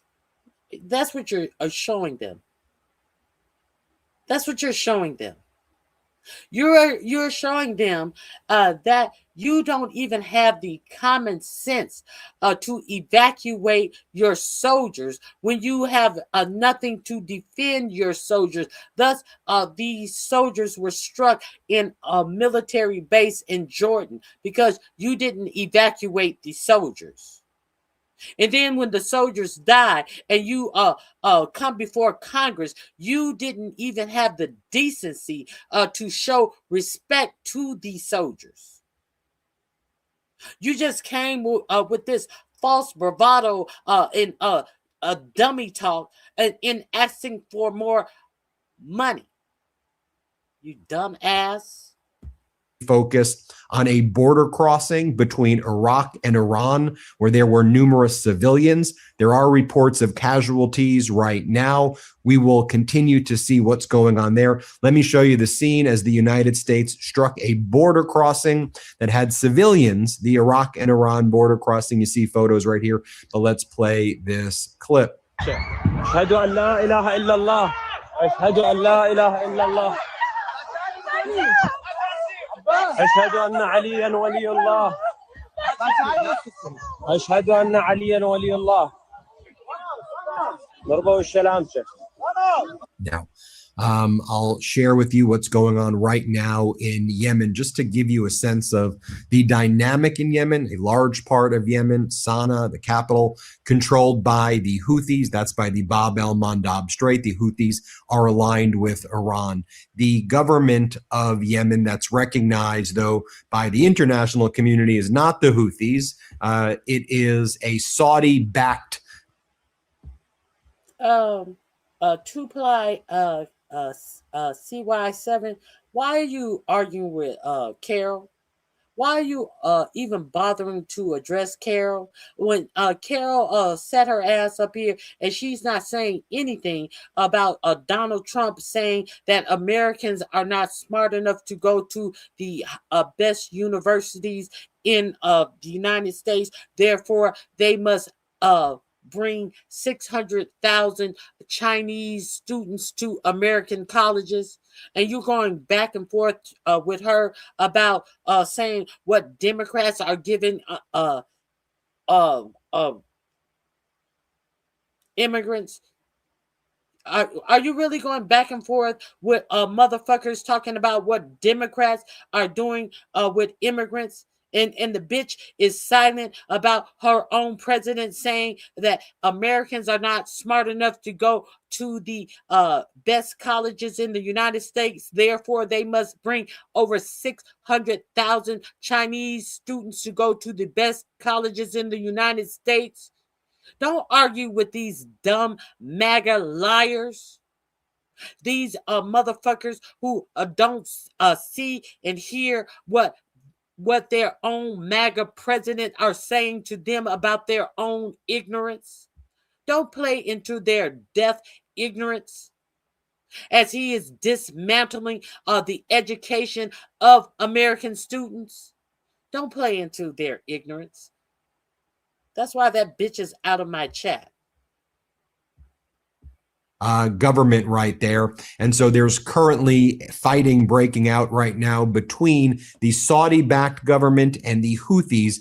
We have footage of that. You should also know, layer on top of that, that Pakistan entered into a defense alliance with Saudi Arabia recently, where Pakistan is obligated to defend Saudi Arabia from attacks.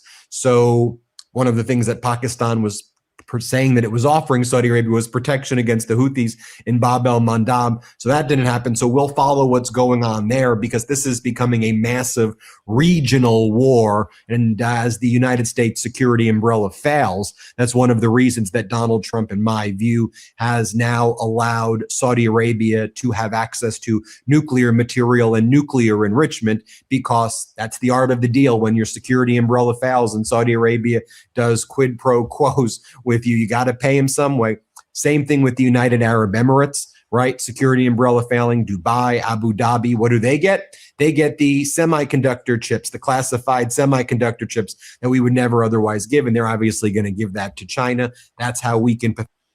China can never get our chips. We can never give our chips to China. But what's happening now with these beloved chips? They're going straight to China. China could never get our chips. We can never let China get our chips. Remember that? Pathetic Donald Trump is. Let me show you these intense clashes going on right now between the Yemeni armed forces and the forces loyal to Saudi Arabia. Major fighting breaking out in Yemen right now. Let's play it.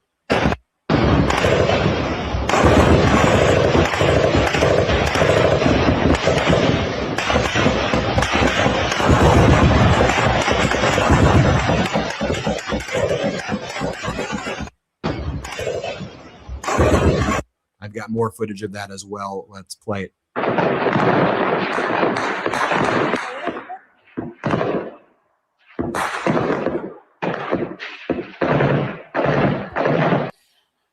This link is from the Midas Touch. It is in my description box. The link is in my description box under the title, Yemen hits 2 tankers. It is about to get a real sketchy for the United States, as we have around 40 days of our strategic reserve gas. And this morning gas is over $100 a barrel. The national average of gas is over $4 a gallon.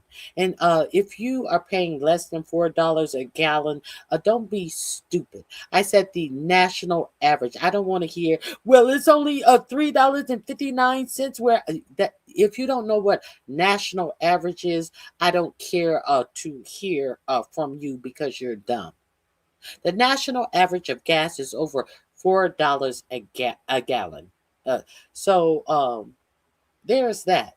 And if you do not have a solar powered generator, I have some suggestions in my on my main page. Not if you're watching on a phone, and if you are watching on a phone, tap your screen twice to like this video. If you're not subscribed to my channel, please subscribe. But if you watch on a regular YouTube channel, there are some suggestions of some solar powered generators. There are some suggestions of some containers where you can preserve you some clean drinking water, where your water will not get contaminated. The average person needs around, I believe it's 6 gallons of water per day. Yes, we're getting to that stage. If you don't understand we're getting to that stage, we're getting to that stage. But your for-profit media is not telling you these things. Your for-profit media is not letting you know that America is about to run out of gas.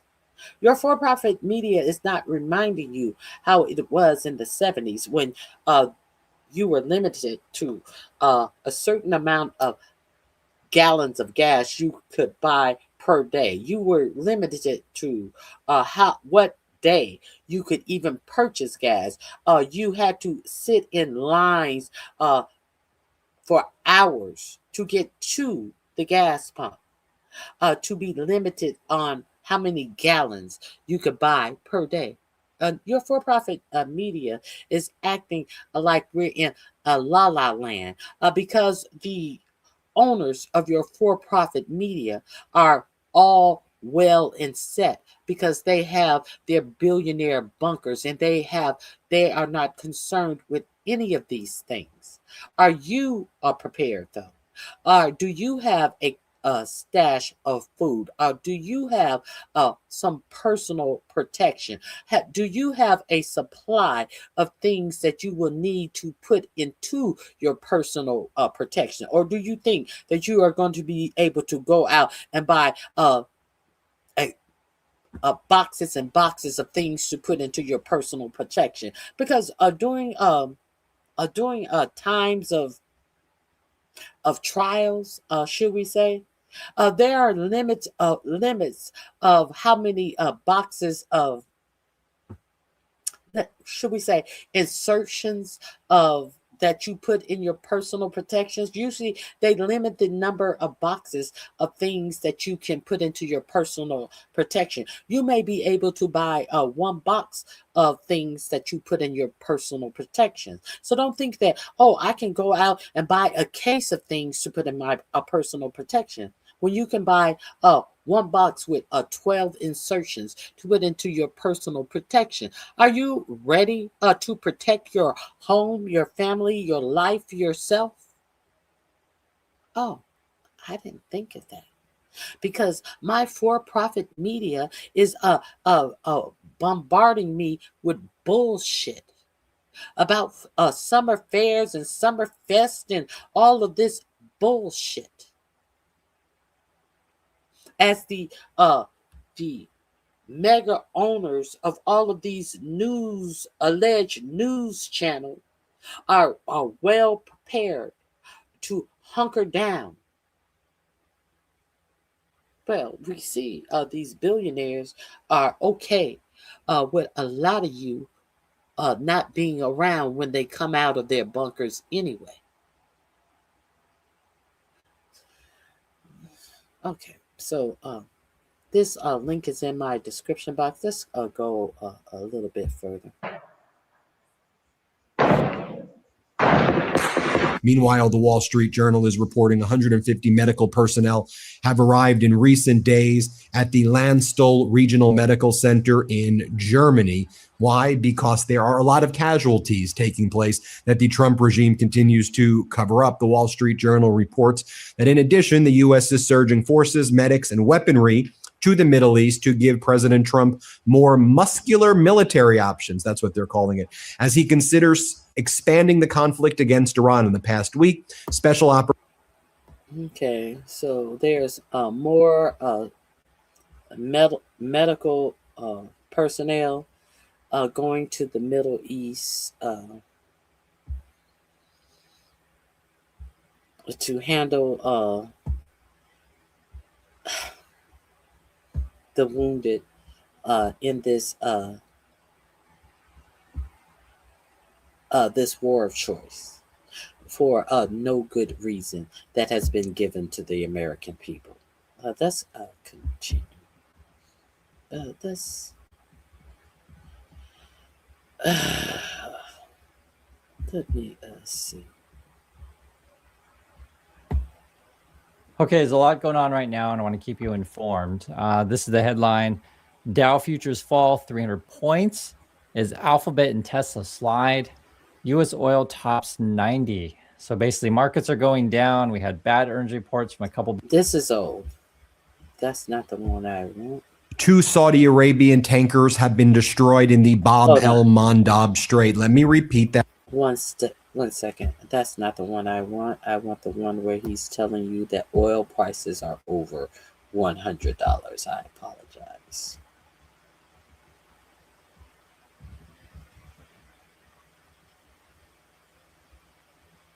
I think this is... So you have a major scare and sell-off in the markets today, and I want to show you guys what's going on. This is the headline then. Dow drops 500 points as Brent crude surges above 100. So oil's up, stocks are down. Alphabet and Tesla tank. And in fact, Tesla was down huge. It was like 15%. It was massive. And then also you had Google going down. In fact, I guess when you add it all up, Magnificent Seven lose $797 billion as AI skeptics dump tech stocks. Those are your biggest companies in the world. Basically, they're all investing in AI, etc. And people are starting to question that. Trump to slap sweeping new tariffs on 60 trade partners as global duties expire. And this is just coming out just a few minutes ago. So it's almost like they're trying to purposely crash everything as on a daily basis. It's like, what new whacked out stuff do we have going on today? Elon then is going to try to convince you that things are great. In around 5 years. In 5 years? Roughly 5 years is my guess. So there really won't be anything that AI can't do better than humans, apart from being human, perhaps. At a more prosaic level. In about 5 years. There's not anything that AI won't be able to do better than humans, other than being human, that is. He hasn't, what did he tell you? He told you absolutely nothing. Absolutely nothing. All of that stuttering and stammering to say absolutely nothing. To give you zero projections of something in about 5 years. He said that about that sports car that he took actual deposit for. That has never come out. It will be coming out in 2 or 3 years. That has never come out. And here we are 5 or 6 years later. The sports car that has never come out. I don't even think he gave the deposits back. Now he's saying 5 years for his great AI. He's giving you no details, but he's telling you it's supposed to be a greater than humans at everything except for being human. And look at these interviewers that sit up here and suck up this slop and don't just pick up that notepad and kick him in the ass and throw him out the studio and act as if he has said something so profound like, Elon, let me wrap my mind around this, because Elon, are you telling me that it would be that great, Elon? Instead of saying, what the fuck are you talking about, bitch? The fuck is going to be greater than humans, other than being human? What is it going to do? She's going to try to take this dumb shit seriously. And we're supposed to take this bitch seriously. What will life be like? The most likely outcome is an age of amazing abundance, where anyone can have anything they can think of. This may sound preposterous, but well, here we are in 2026. Let's see where we stand in 2036. Now, of course, there are things that could derail this, like a massive global thermonuclear war or something like that. Right? Unless there's some sort of crazy war. We'll have amazing abundance, but of course there could be things that derail this. What could be a thing that derailed this? What do you think the thing that could derail this? But he's talking about a massive abundance with a smile on his face.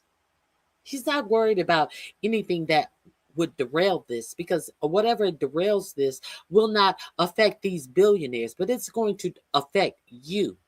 All of this massive abundance, do you think that the common man fits into all of this abundance?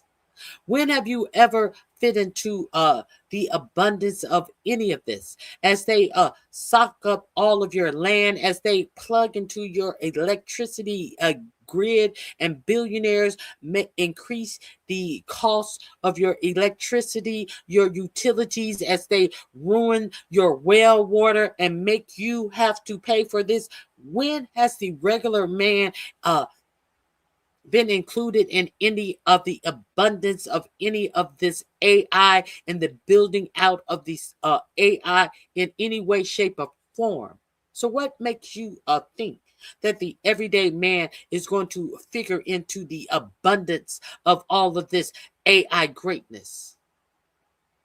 But do you think that the great mishaps of that may occur? Do you think that the regular man will be figured into the, oh well, oops, oh that was a mishap, oops, we wiped out all of mankind except for the billionaire mankinds that had the money to hunker down in their bunkers, and now the world is ours? Who do you think is going to survive in these oops experiences of these this AI? That who do you think? What's life gonna be like, Elon? What is life going to be like? Bitch, you're 90. Life is gonna be like a whole 6 feet of dirt in your face, bitch. That's what life is gonna be like for you, bitch. Anyone can have anything they can think of. This may sound preposterous, but well, here we are in 2026. Let's see where we stand in 2036. Now, of course, there are things that could derail this, like a massive. But here we are in 2026. Let's see where we stand in 2036. Well, Elon, dear, that's 10 years from now. You just previously said it would be 5 years from now. But now we have to wait 10 years from now. Did you see that? A sleight of hands? He initially said 5 years from now. Now is let's see where we stand 10 years from now. Did the ketamine crank up a little bit, and we weren't supposed to see that 5 years went to 10 years? You still have no answers, and we are supposed to believe that X is worth $1 trillion. We are supposed to believe that this hype that you're hyping up is supposed to be worth $1 trillion, and you have nothing to offer. Oh, but you don't have to have anything to offer.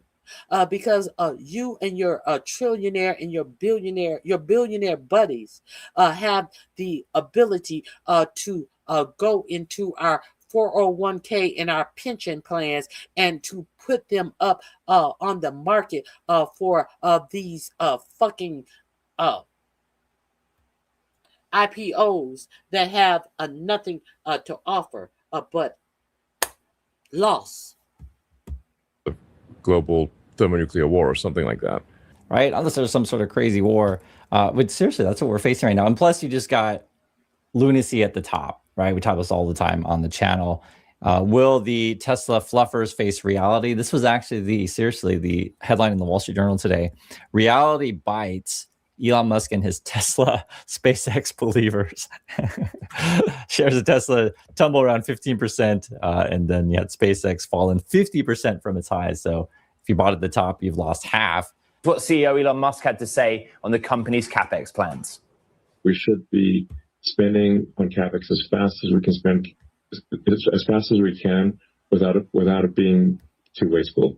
So we're not trying to aim for like some extremely high efficiency capital spend, because that would slow things down. So it's a balance between like how much sort of capital efficiency versus time. Guys, we got to hurry. We got to beat the competition. Let's spend all our money on AI that may never work. And this is where we're at, and Wall Street's evaluating it. Should we keep pumping up the lie? Basically, the stock's down a lot. Biggest drop since June of last year. We went into this with Wall Street saying the stocks is down a lot, 50%. And here you have this fat fuck is going to sit on here and tell you why you should keep pumping money into it. Now, when the stock dies, I hope they still have this fat fuck on here telling you why it was good for you to continue to keep pumping money in here. See, these are the motherfuckers who keep you dumb motherfuckers into continuing to keep pumping up a billionaire who has nothing but word salads of nothingness to sell to you. Based on oh, he's the greatest person. Oh, that's Elon. You have to believe in the nothingness that he's giving you. You want to see Tesla spend. They are. Why the negative reaction? Well, they like to see the companies, Wall Street likes to see companies spend, but they don't like companies that spend. And look, the Tesla has never been a car story. It's always been a technology company story, an AI story. And, Wall Street has to continue to go back and forth with evaluating that. And the whole, the upcoming drivers for the company are its autonomous technology, its robotaxi, the Optimus robots, and evolving to a physical AI company. And how you evaluate that. And it also takes a lot of capital. And it probably is going to take, and like Elon just said, they want to spend as much as they can smartly, yes. But they are also competing. That is the question right there. Does this sound like a good investment to you? Guys, it's not a car company. It's like AI and robotics, and it's all about spending as much as it takes to beat your competitors. And then it's not just Tesla. It's like many companies in the market are doing that right now. We're spending all this money on AI. He's going to say, guys, it's not a car company. I would argue, yeah, you're correct. Tesla, SpaceX, these companies are basically stock pumping companies, just like Enron. So there's that. Some way to sort of, say like, listen, guys, we're going to focus on 5 to 10 year or longer time horizon investments. This will depress our short-term earnings, but if you take a long-term view, and there are investors, we have many investors that do take a long-term view. In fact, I'm a big fan of the retail investors. In fact, I find our retail investors, on balance, they're very insightful and have very long-term views. So in other words, Elon Musk is looking forward to dumping on dumb money. That's basically what it ends up being. Oh, I love retail investors. They buy our crap. Wow, fantastic. And you can see a little bit more here. In the same way that if you had a vastly more, if the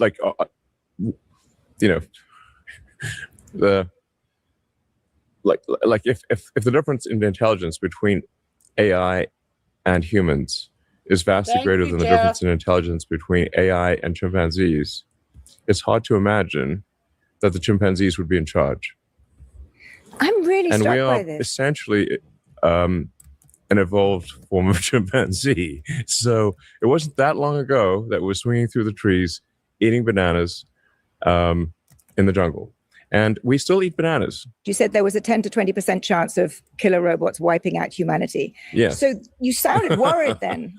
Now you seem very relaxed about it. Have you changed your view? I still think there's risk associated with AI and robots. It's not zero. I guess I've come to my sort of philosophical conclusion is to look on the bright side. I can't see any way to really stop this incredible momentum of AI and robots.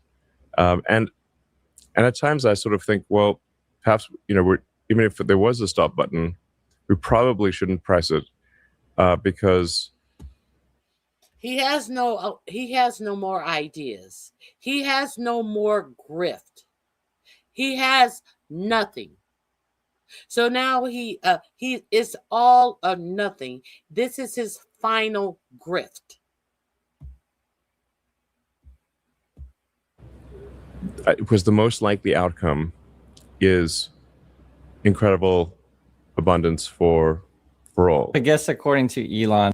Because some people have so little faith in themselves. Some people have so little faith in themselves and their own abilities that they have bought into this transhumanism.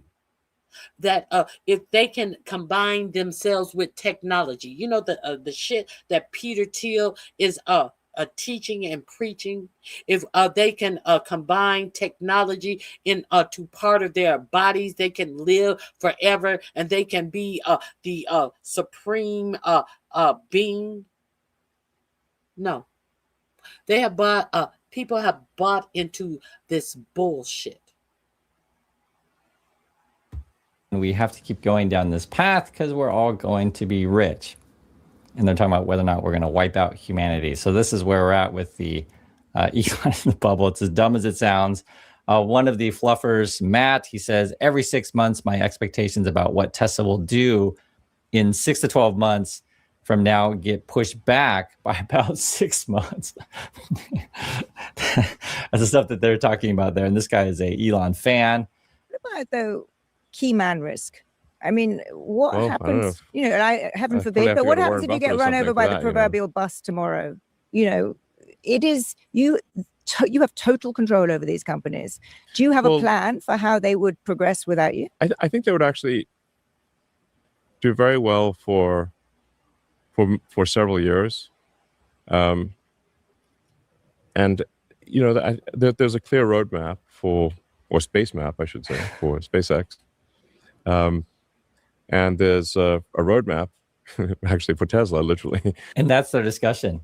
What happens after Elon? Because remember, this is all based in hype. He sells all of these dreams and hopes of a future that will never come. It should be obvious to anyone, but sadly, it's not. And there's actually two groups of people. People are selling the nonsense and the dreams and the lies, basically, and people are dumb enough to fall for it.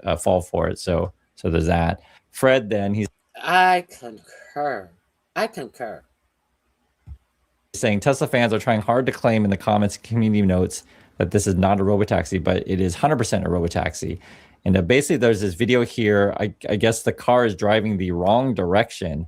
This is just 23 hours ago. You can see right here. Wrong way. A driver spotted a Tesla robotaxi going the wrong way down a one-way street a day after the company rolled out its driverless taxi service. What a success. After all of these years of the robo-taxi coming out from way back in 20, when was this robo-taxi crap? Way back in, I know before the pandemic, there was talk of this robo-taxi. Now we finally get this robo-taxi. It is going over train tracks when the guardrail is down, going down one-way streets. This is the famed robo-taxi that we have been patiently awaiting. This crap. In Tampa. Great. So if you're in Florida, if you're in Tampa, if you've seen this kind of thing, yeah, I guess that's Tesla going the wrong way on a one-way street. So that's where we're at with this tech that's supposedly going to make us all rich and amazing and business. And there has also been a recall on the door handles of the Tesla because Elon Musk gives zero fucks about safety.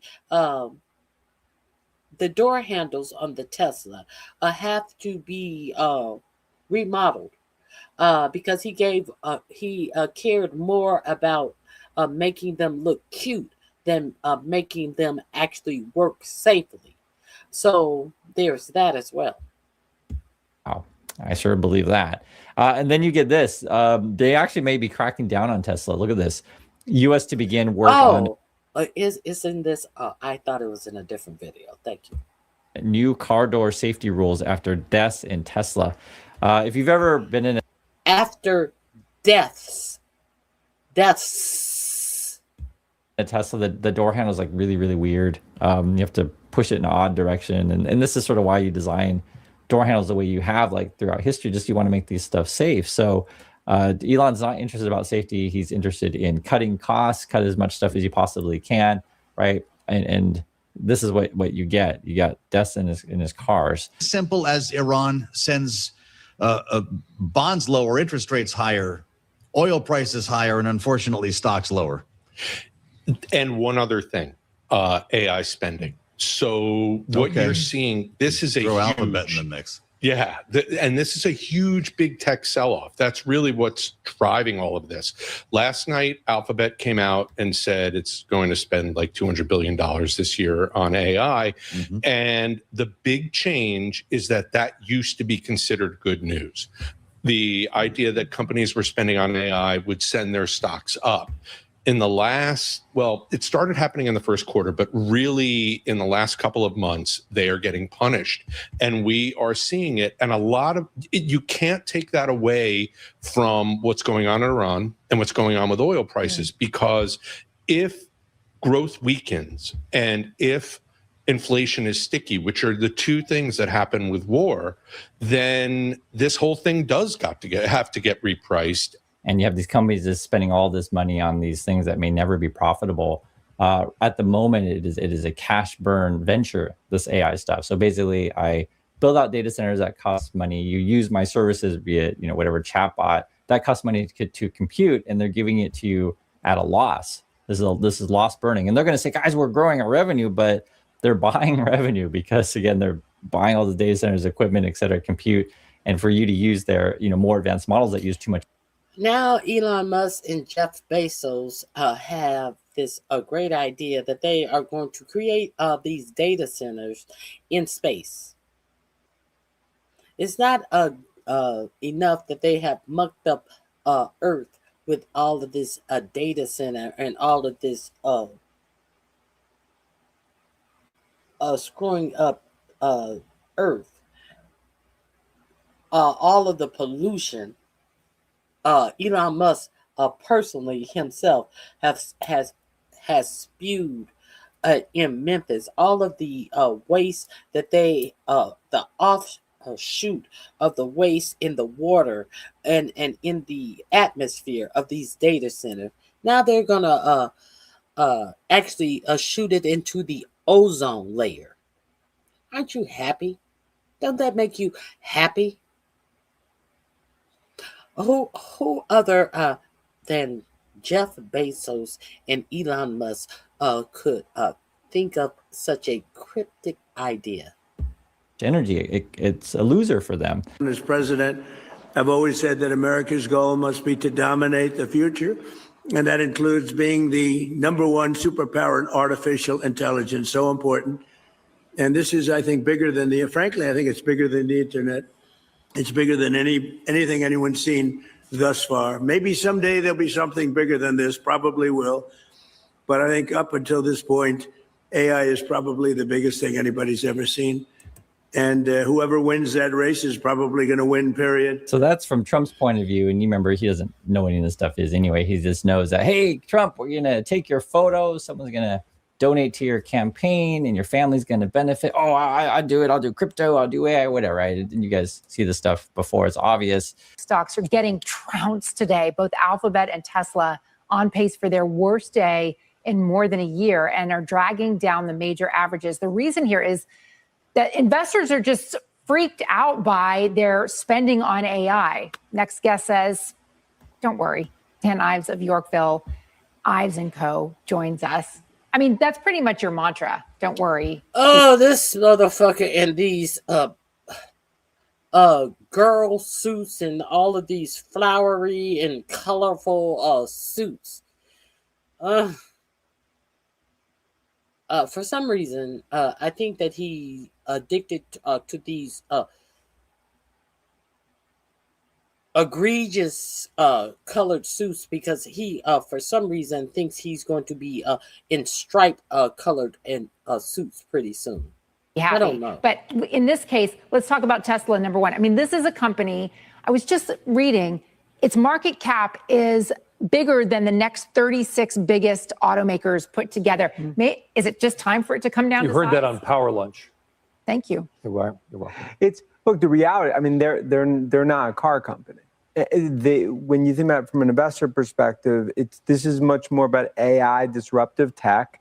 And I think when you look at Tesla, look, the issue here continues to be, and same with Alphabet, CapEx investment for, let's say in Tesla, for physical AI, when it comes to autonomous, when it comes to Optimus, but you're not seeing in the near term, and that continues to be this gut check moment. The stock is down. So I actually agree with Dan Ives here. Tesla is not a car company.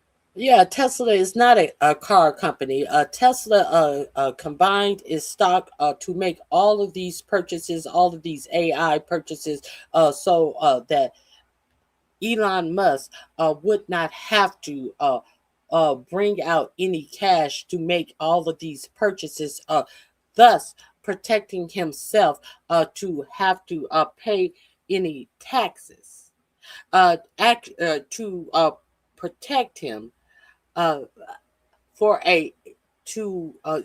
be able to buy these companies and keep a tax shelter over him. That's how the rich buy things and have a tax shelter. They buy it with their stocks. That's called a tax shelter. That's how rich people buy things and not have to pay any taxes. Yes. And now, instead of Tesla getting rid of Elon Musk as the CEO, no, they kept him on and paid him $1 trillion. Good for them. And that's why Tesla as a car company is trash. Effectively, it is a stock pumping company. Now, he would say, no, this is about AI. But I mean, come on, let's be real here. AI is a cash burn. This is not a great business model, as I keep telling you guys. And you can see the stock reacting, and they're trying to say, oh, well, it's just short term. Look at the long-term future. And that's what you have to decide. Do you believe it? Do you believe this is eventually going to be profitable? Will all this $1 billion of spend finally pay off? All these buildings, plants, factories that we're talking about start opening up. All I know is I'd like to be the next president, because I'm going to make somebody look very good. They're going to sit there and all this stuff is going to be opening, and they're going to be saying what a genius they are. That happened with Biden. I got cuts in medicine prices that statutorily took 2 or 3 years. And I got these tremendous cuts, and then they sat there and said, oh, yeah, they didn't even know where they came from. But I got them, and this is going to be a much bigger example. You have all these plants that are going to be opening up over the next 2 years, sooner, but 2 years.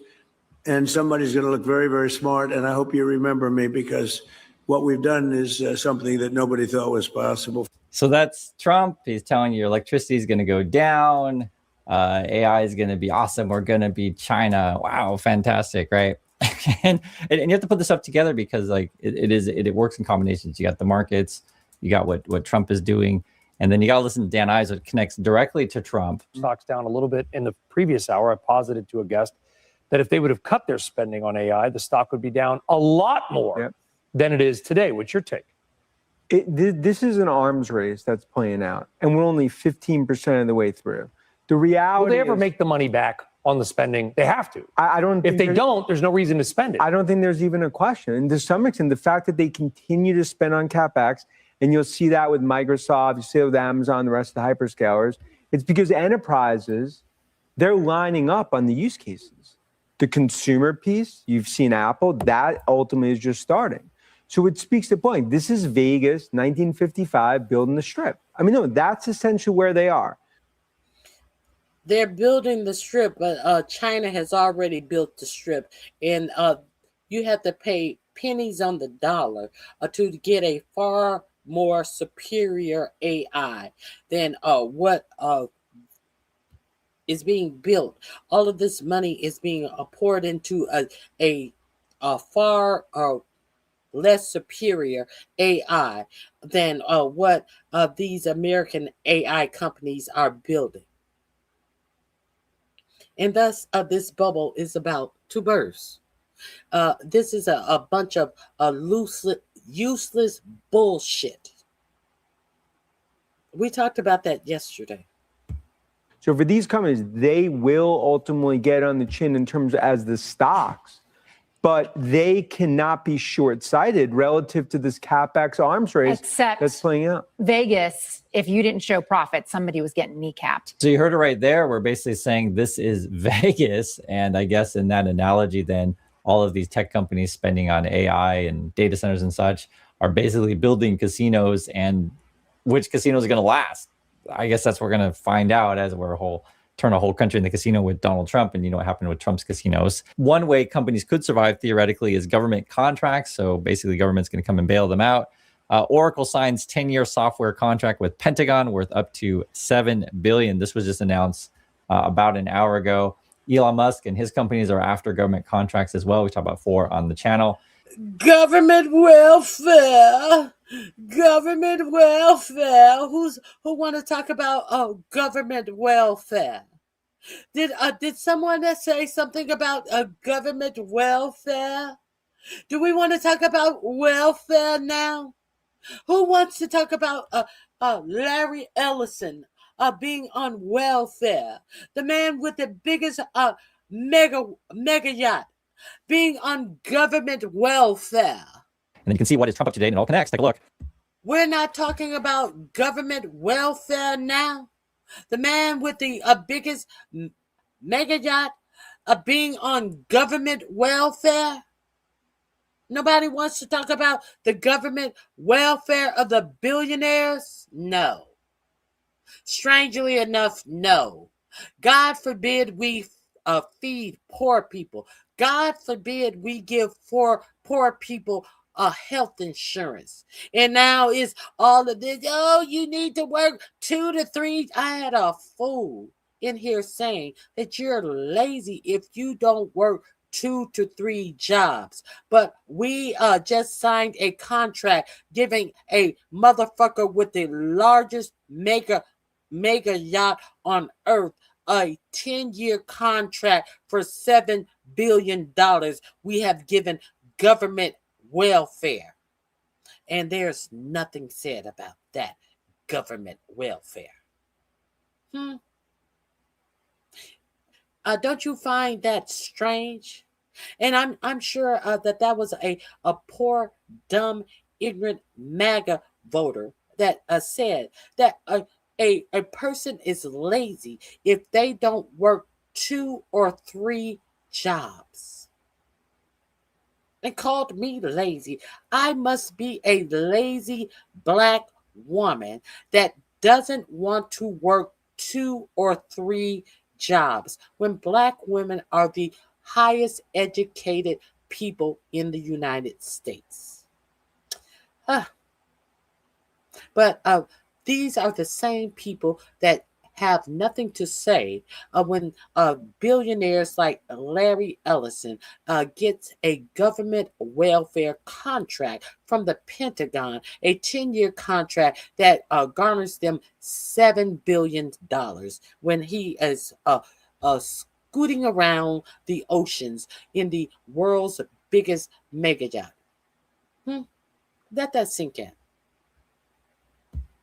Wow. Do I have to report this?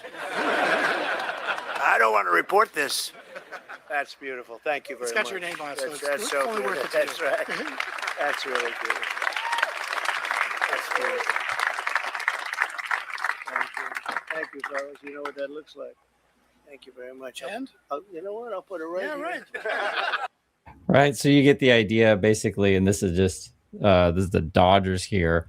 But effectively, though, all companies are doing this. If you want to get government contracts, good in good favor, you give Trump jerseys with his name on it. You give him rings with his name on it. Right? Oh, look at the smiles. Oh, that looks beautiful. Let me put it right here in my breast pocket. Oh, what was that? A chunk of gold? What was that? Oh, let me just put that right here. Let me right in front of everybody's face. You can't say I stuck it. You can't say it was a backdoor deal. I did it right in your fucking face. Here, here's a jersey with your name on it. We'll be back to signing a contract to get some more of the taxpayers' dollars. Right, and it's even like, oh, do I have to report this? Like, this is kind of the discussions they have behind closed doors when he accepts this kind of stuff. So that's what's going on. Please be careful out there, and I'll catch you on the next video. Today, Brent crude oil, which helps determine the price of globally traded oil, closed at more than $100 a barrel for the first time since May, thanks to a war that is not only escalating, but widening. Take a look at the map you can see on your screen. This is published by the New York Times today, which shows how Iran is continuing to target U.S. military sites in the region and how it's really expanded over the last several weeks. Also today, Iranian-backed Houthi rebels attacked 2 Saudi oil tankers in the Red Sea and threatened to shut down that key waterway, a move that would cause prices to skyrocket even higher. And consider already, even before that, where gas prices already are. Just take a look at some headlines from across the country. Here's one. Average gas price returns to $4 a gallon. Here's another one from Arizona. That link I just played for you and this link are in my description box under the cost of war and AI. Arizona, gas prices jumped 37 cents in a week. And in Arkansas, gas prices jumped 24 cents. North Carolina gas prices climbed. Drivers say they feel the pinch. Michigan gas prices up again, as well as in Texas and Ohio, Pennsylvania, Wisconsin, Georgia, Colorado, on and on and on, and probably wherever you are living as well. And right now, there are no signs that this war is going to end anytime soon. In fact, most of the signs we're seeing point to the opposite. Trump told Axios today that he is close to a decision on launching another massive attack on Iran. It does not take a rocket scientist to know. No, bitch, you're not going to burst my bubble. The highest educated people in the United States are Black women, bitch. I just burst your bubble, hun. You're not going to burst my bubble, bitch. Bye. You're going to burst my bubble. No, I burst your bubble, bitch. Let's continue. Know that accelerating this war could send energy prices even higher than they already are. But exactly how bad can they get? And what would it take to see some relief? I think this is probably something you are all wondering. Thankfully, my next guest is a perfect person to ask about all of this. Joining me now is Amos Hochstein, one of the world's leading experts on energy security and diplomacy, who served in both the Biden and Obama administrations. It's good to see you. Thank you for being here. Great to be back. Okay, back in March, you were here. We were not even 1 month into the war. And we talked about the impact on oil and gas prices. And you said at the time we were experiencing the worst energy crisis the world has ever seen. How would you describe it now? Getting worse. So look, I think that a large reason why we ended up in this bizarre MOU between Trump administration and Iran was because he finally realized what I was saying on TV and others were telling him. Look, if we continue the war at a steady pace, he was weeks away from getting to what's called tank bottoms, where you can't get more oil out or more gasoline out, and we're going to go towards crisis. He had weeks away from that catastrophic event. So he decided to do the MOU in a very hurried way, which you can tell by reading the MOU. It's a page and a half to end a war. And the problems that we're having right now in the war are resulting from how quickly that was drafted, because it has ambiguous language that the Iranians read one way, the US reads a different way, and that's why we're back in this conflict now. So, but something even worse happened just in the last few weeks. Over the last several months, the Ukrainians have been successfully attacking the Russian oil infrastructure, their refineries. So now we have 2 wars that are colliding and coalescing in the worst way possible for oil markets, for gasoline, for diesel, for jet fuel. Russia was 11% of the diesel export market. They're at 0 now. All of their refineries are basically up in flames. Today, just today, a few hours ago, Kazakhstan announced so much damage, they're stopping their exports through Russia. So it just gets compounded, and everything you've said, the Houthis have now come in. So March, April, May, we have a war that we have tools to answer. Now we're going back to war. Those tools, some of them still exist, some of them are gone. They don't exist anymore. And the ones that we have are diminishing. And we have another war that is combining with the Iran war. And it's all about availability out there in the oil markets, as I've learned from you and many others from working together before. I think people watching have probably seen also, and you just referenced the Houthis. I talked about it earlier as well. I mean, and I referenced how the Houthi attacked some Saudi oil tankers in the Red Sea today. There's also been this threat of traffic being cut off, not just in the Strait of Hormuz, of course, but also in the place in the Red Sea where ships also go through. What would the impact of that be if that is really brought to a halt? So that is really bad, because what happens when we shut down the straits, the Saudis and the UAE are the only ones that have infrastructure to go around the UAE, around Iran or the Strait of Hormuz to the. They're going to have to go around the Horn of Africa to get anything out of that region. That they are basically, the Houthis have been making strikes in that region for years, since Biden has been in office, to affect the genocide that Israel has been doing in Palestine. That is the reason why the Houthis had been making those strikes. For those of you who don't know, why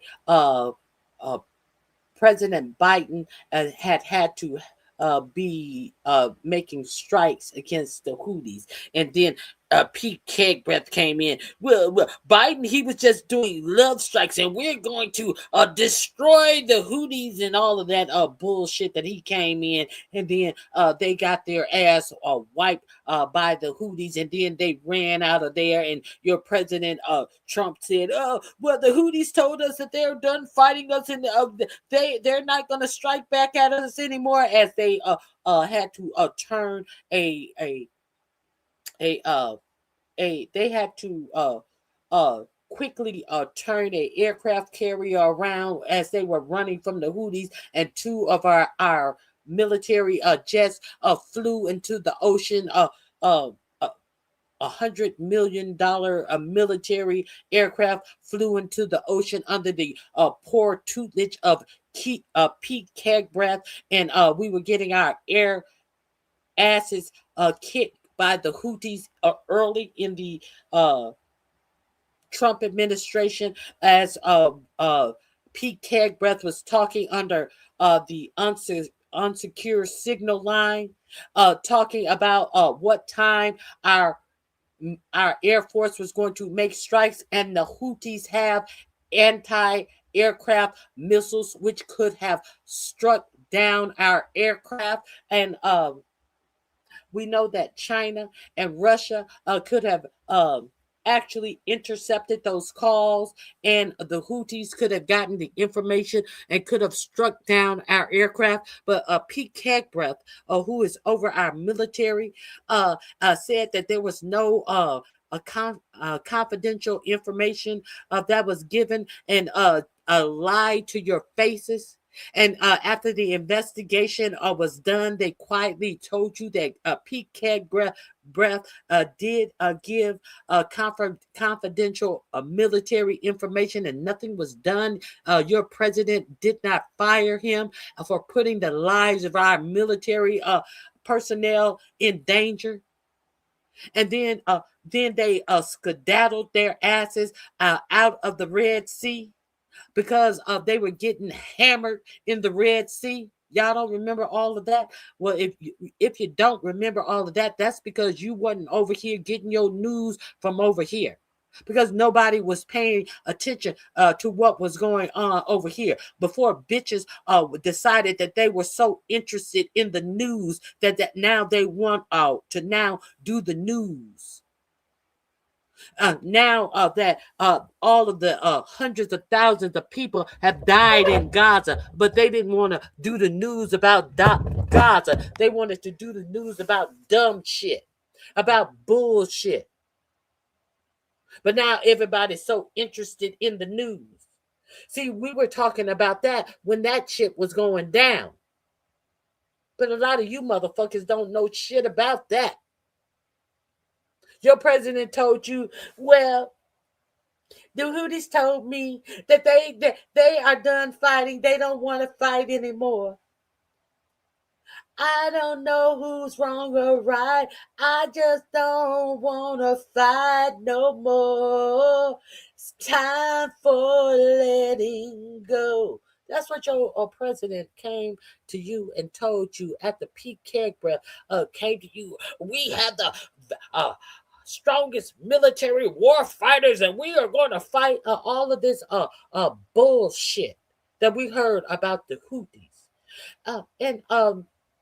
We mysteriously found out something we had never heard of, that leader, one of the leaders of the Houthis, got struck mysteriously when he went into his girlfriend's home. We had never heard about Project Lavender or Project Daddy's Home. The autonomous drones that would be able to strike. The autonomous drones that Israel had been using over in Palestine to strike. They had no human hands to them. We found that out months and months later about Project Lavender and the Project Daddy's Home. We found that out months later. But early in Trump's first term, we found out that it was just really weird that when Pete Breath, J.D. Vance, Tulsi Gabbard, Susie Wells, they were on that unprotected signal line. It was over Mike Waltz. They were all on the unsecure signal line. Mike Waltz, the one who was allegedly perusing for Big Black Ping, who was meeting up with a trade with Big Black Ping while his wife was busy doing other things. He was escorting Big Black Ping escorts around DC. Mike Waltz, who want to be indignant to our senators when they ask him questions. That Mike Waltz, who then lost his job. That Mike Waltz, who invited the editor of the Atlantic to the unsecured signal chat. That Mike Waltz. And then when he's questioned before the senator, he wants to act indignant when in fact he's incompetent. That Mike Waltz. Sitting up on the unsecure signal line. I remember they said, "Oh, he just entered his house." Okay, they just did the strike. You remember that? Now, how did they know that he had just entered his house? How did they know that he had just entered his house? Was it that Daddy's Home drone that they have been using in Palestine? That Palantir drone that would follow the Palestinians around Palestine and do strikes on the Palestinians? Was it that Daddy's Home or that Lavender drone that would follow the Palestinians around? See, we didn't know anything about these autonomous drones that would follow people around, and they wouldn't get them on the war front. They would follow these people home. Was that our first introduction into what these drones were capable of doing, and that our own military was using this technology, and we didn't know it? I'm just curious. But this link is in my description box. I have gone on a little too long with that. Let's see. If you suddenly attack the Saudi ships where they did in what's called the Bab el-Mandab crossing, and Yanbu, which is the area in Saudi Arabia where they load the ships, then you've taken the alternatives. So now you've taken millions of barrels that have been able to make themselves onto the market are now gone because that route. And two ships turned around, made a U-turn, turned around. And now even if they do go through, the risk premiums are high, so the insurance rates go up. If we're going to go 10 ships a day, we're now down to 2 because everybody's a little bit sluggish. Who pays the price for all of these things? Ultimately, the consumer. Because we can't get oil out, we can't get gasoline out or diesel. That's why we're already at $4.10 on average in the gas prices are high, but no shortage.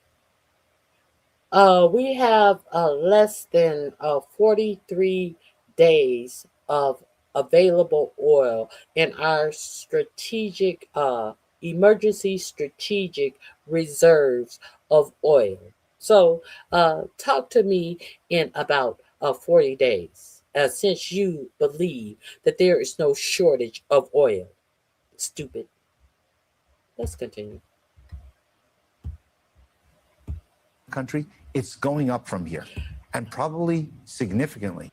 Just because your for-profit media is ignoring the fact that we have gone through our strategic reserve of oil. Just because your for-profit media is ignoring how close we are to being out of our strategic reserve of oil does not mean that that is not what is factually happening right now, today, in the United States. Some states had suspended their gas taxes, gasoline taxes, but they're supposed to come back now. So all the prices are now going back. And into this environment, the president has just said, we're going to go to a bigger war, a more expansive war. And the Houthis are saying, well, we're activated. So now we have the Houthis in the Red Sea, we have the Iranians on the Strait of Hormuz, and the Ukrainians attacking the Russian infrastructure.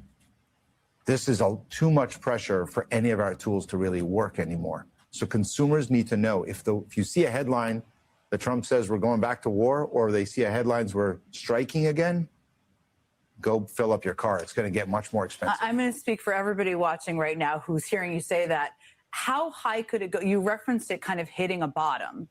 Are we close to that? What does that look like? And how high, if this continues another month, another 2 months, as you're projecting out, what does that look like in terms of gas prices? It can't continue for another 2 months, because if you continue in this rate, the way we are right now for 2 months, our economy can't, the structures of our economy will fall apart, because the SPR is not endless. The Strategic Petroleum Reserve. It's going to go below 300 probably next week, 300 million barrels. It hasn't been that low in 40 years. We also took a lot out during the Russia-Ukraine, but never this low. Once it goes below 300 towards 250, the structure itself the integrity of the structure starts getting questioned, and how much you can take out gets lower. So it can't. Did you hear that? We're not running out of oil. Did you hear? We cannot take out any more. We are at the bottom of the amount that we can take out of our strategic petroleum reserve. Because if we take out much more, it is going to destroy the entire structure of our strategic petroleum reserve. I guess you didn't hear that. I guess you want to still believe that I don't know what I'm talking about until you hear it from a white man. I guess now that you hear it from a white man, it's more believable to you. Continue. Prices will go up. We're probably on the march to $4 reserve. It's going to go below. Close to that? What does that look like? And how high, if this continues another month, another 2 months, as you're projecting out, what does that look like in terms of gas prices? It can't continue for another 2 months, because if you continue in this rate, the way we are right now for 2 months, our economy can't, the structures of our economy will fall apart, because the SPR is not endless. The Strategic Petroleum Reserve. It's going to go below 300 probably next week, 300 million barrels. It hasn't been that low in 40 years. We also took a lot out during the Russia-Ukraine, but never this low. Once it goes below 300 towards 250, the structure itself the integrity of the structure starts getting questioned, and how much you can take out gets lower. So it can't continue. Prices will go up. We're probably on the march to $4.50. We're now at $4.10. If we keep going into war, we'll be at $5, and from there it goes up. And people will have to stop living their lives the way they were. Because remember, gasoline is important when we fill up our cars, but diesel is like the lubricant of the American economy. Mm-hmm. The food in your supermarket comes to the supermarket on a truck that's hauling it for a long time. All the products, all those Amazon delivery trucks that are arriving at your house, all that's on trucks. All that goes on diesel. When diesel prices go this high, it gets very expensive. And here's the other thing that happens. The Treasury notes, so how we borrow money in the United States, are also climbing very fast over the last week or two. We're at really high levels. That means that the inflation rates go up. That means interest rates go up. Everybody's costs are going to go up, not just at your gas station, but in your supermarket and all the products that you're just before you think about going back to. Oh, but Iran can never have a nuclear weapon. Oh, but it's Iran's fault because they started this war 47 years ago. But we had to make sure Iran doesn't have a ballistic weapon. Oh, but we had to make sure that we had a regime change. Oh, but the Iranian people were going to stand up and change their regime. Oh, because this, that, and the other. Oh, but, why did any of this matter to you in how you were living your life on February 27 that we needed to go to war with Iran? Ask yourselves that. School, all the products you're going to buy, they're all going to cost more. Almost, I don't know if you've calmed anyone, but you've certainly, well, that wasn't the goal. I think you've given people a really clear picture of what to expect and what they should. Okay, let me see if there. Let me see where else I wanted to go today. Let me see. Let me see. Is there anything? We're fucked. All right, y'all. I take no joy in saying this, but we are beyond fucked. I mean, this is dark in so many ways. So let me start with this. I think I touched on this the other day, but look at this timeline when it comes to the diarrhea lettuce, okay? March 2025, Taylor Farms contributes $1 million to the Make America Great Again, Inc., days after the FDA delays the food traceability rule. The FDA informs Taylor Farms that one of its iceberg lettuce products tested positive for cyclospora, prompting a voluntary recall. During the cyclospora outbreak, the New York Times reports, this is your government at work for you. Taylor Farms hires a former Trump White House official. Last week, Taylor Farms executives meet with the White House and FDA officials where the company challenges aspects of the government's outbreak conclusions, according to the New York Times. And then now Taylor Farms says the FDA apologized to them, calling the positive test a false positive and stating no Taylor Farms products has tested positive for cyclospora. To say this as simply as possible, Taylor Farms uses shit water on their products, causes a cyclospora outbreak, an explosive watery diarrhea outbreak. They apologized to the FDA for actually having factual tests. Now, this is also going to be under in my description box. You can find this link under my description box under the heading Bubble Guts. Outbreak. The FDA, after the fact, because they've been stripped down like a motherfucker, there's next to nobody working there. But after the fact, we finally found the source of it. This was the source. There you go. It used to be, hey, we'll catch this stuff before it happens. That's what it used to be. Now, all of a sudden, it's not that.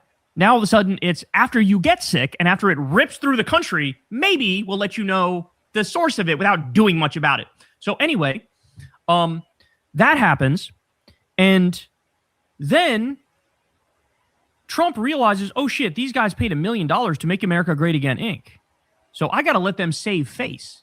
So they release a statement going, oh, turns out the FDA, bro, the FDA was actually wrong. It wasn't us. We didn't even fuck up at all, dog. I don't know what you're talking about. It wasn't our stuff. Our stuff is good and healthy, and don't even worry about that. So they released that statement. So do you see what happened here?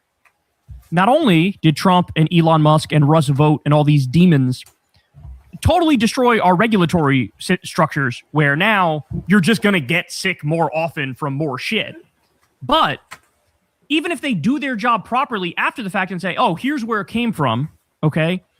Because of political corruption, they're just going to lie about it, wipe the record clean, and as long as you paid your bribes, you don't have to adjust anything. You don't have to change anything. You could keep, you know, using shit water on top of your fucking lettuce or whatever the fuck, and you're fine. This is where we're at, y'all. This is the degree of corruption that we're dealing with here. It's astonishing. We never should have had this fucking outbreak in the first place. In the same way that we never should have had the screwworm outbreak, which is destroying our beef industry. In the same way that we never should have cut pediatric cancer research and Meals on Wheels and the National Weather Service. And you have that pulled face bitch over the Department of Agriculture talking about how much I'm doing everything I can, and we're on top of the screwworm. Bitch, you're not on top of the screwworm.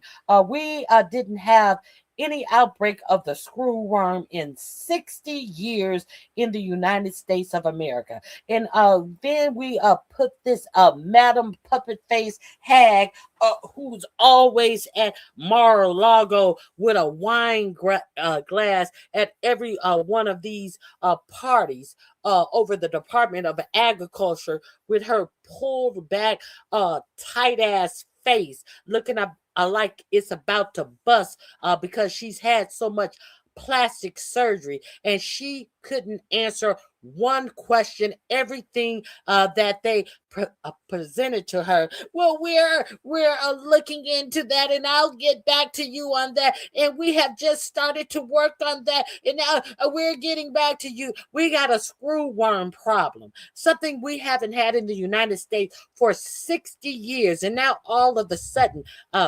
worms, maggots are eating up cattle. And this bitch, well, we're building a facility, and the only thing that is going to prevent the screwworm is we're gonna have to create sterile flies, and we're building a new facility so we can germinate sterile flies. The bitch has to build a whole brand new building to produce a bunch of fucking sterile maggots. She can't figure out how to lay some meat down and to propagate some fucking maggots without creating a whole brand new building when our country is has been invaded by a flesh-eating fly. This stupid bitch. Oh, we'll be on top of it, and I'll send someone to your office to talk about it. Anyway, we're doing our very best, and and we're looking at all of this, and we're investigating all of the meat packing plants, especially the ones from China and India. Yeah, we're investigating that. Dumb bitches. This is who is over these important agencies in the United States because of this MAGA president. They are actively trying to destroy everything our government does that is good, everything our government does that functions. They're trying to destroy it. And now we can't even stop an outbreak before it occurs.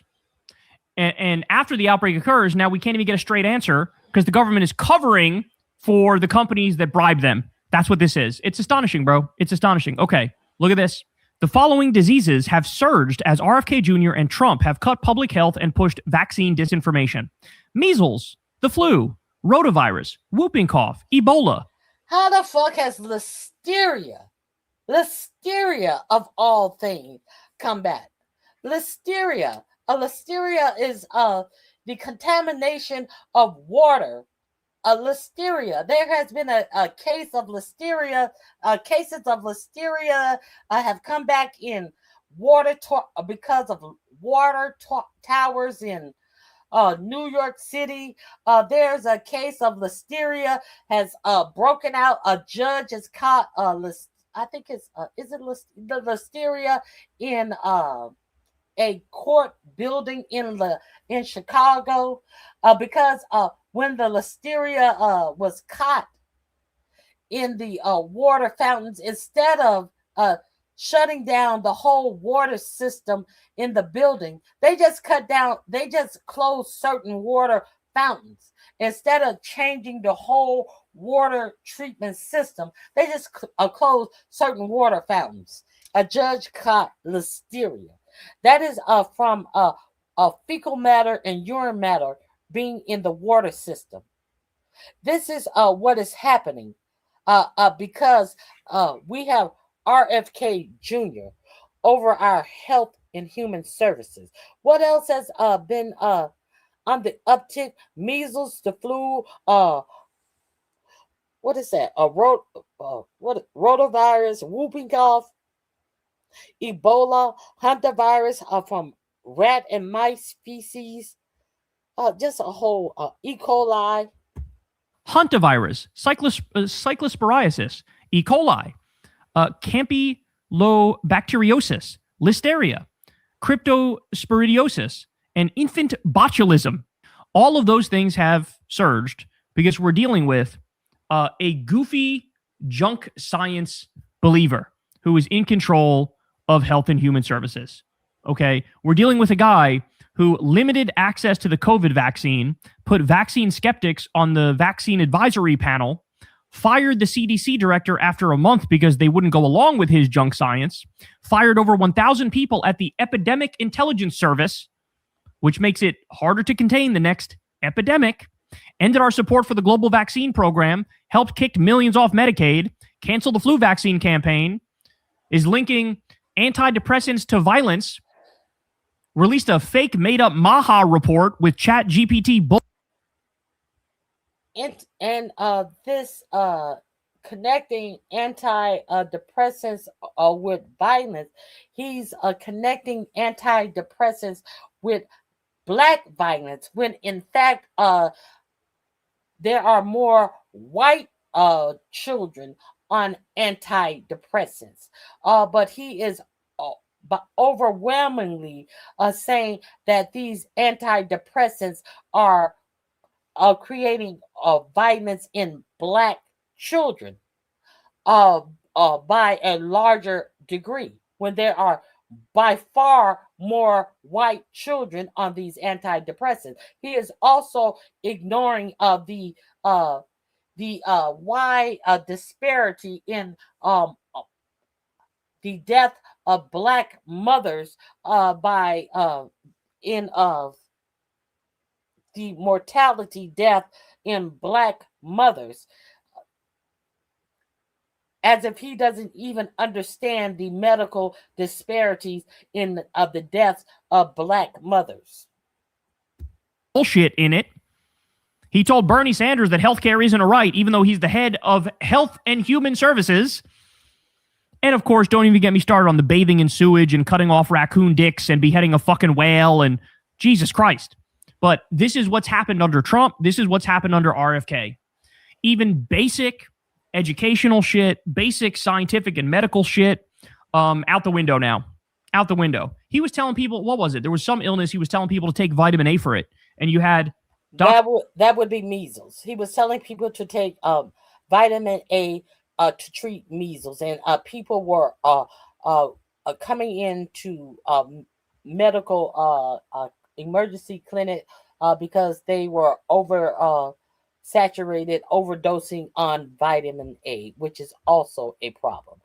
This link is in my description box. If you're not subscribed to Kyle Kalinske, you would want to treat yourself to that link as well. What is this? Did I add this? This is under Bubble Guts as well. Now, let me... I haven't seen this one. This just popped up. Let me see what this is about. There is a new Andrew Tate drags Barron into investigation. Let's see what Andrew Tate has to say. We know that Andrew Tate is MAGA's alpha male teacher. He teach the alpha males.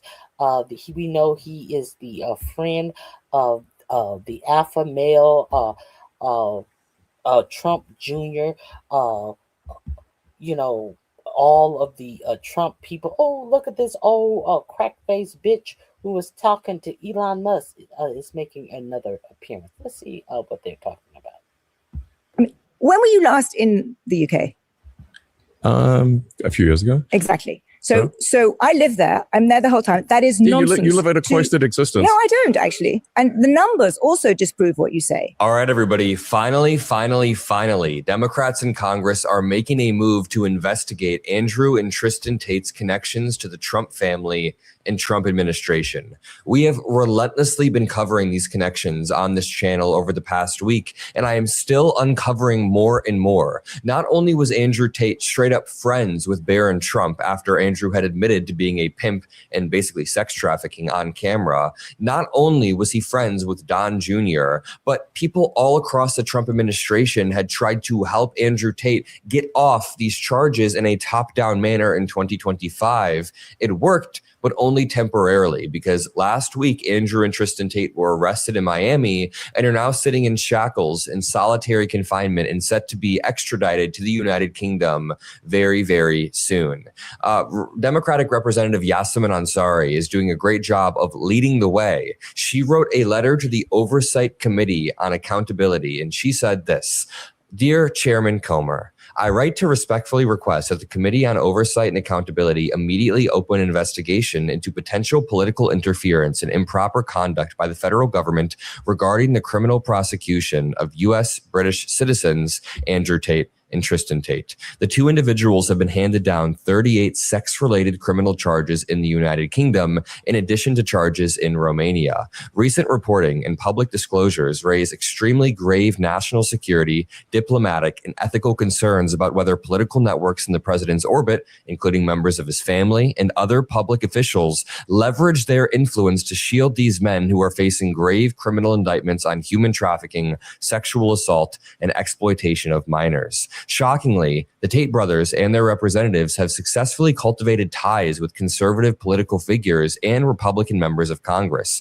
including meeting with Congressman Wesley Hunt in Washington, D.C. as recently as last week, meeting with Paolo Zampoli as recently as last week before they got arrested. They are close to Paul Ingrassia because he is their former lawyer, and then he got a job in the Trump admin and directly lobbied for the Tates to get off their charges about a year ago. We have the proof for all of this. Most egregiously, investigative reports have detailed direct, extensive communications between Andrew Tate and Barron Trump, the president's son, as well as the Tate brothers' broader interactions with high-profile political figures within the president's personal circle. The committee must investigate whether back-channel communications between the Tate brothers, presidential advisors, and members of the first family, such as Barron Trump, influenced official actions or administration policy regarding criminal prosecution in the investigation of the brothers. Now, we have been talking about this relentlessly over the past week, and I think we've done our fair share. I think you and I, all of the Mockler Media team, the people who have been reporting on this in independent media,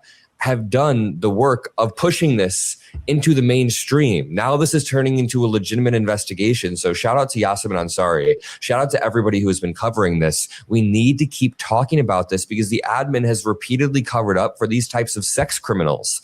I mean, once is too much, of course. But when you notice a pattern of, Matt Gaetz, the representative from Florida, having his investigation covered up by Republicans, and then he resigns. The Epstein files being covered up by Republicans, this being covered up by Republicans. The pattern becomes pretty damn obvious, and it's our duty as Americans to call this out. So let me read the thread that I wrote on Twitter that is going viral right now. If you appreciate these videos and the coverage that we do, make sure you drop a like. It's the best way to help punch back against these right-wing algorithms. And by the way, in just one moment, I'm going to show you a clip of Elon Musk himself doing an interview with The Economist and getting absolutely rolled by this reporter.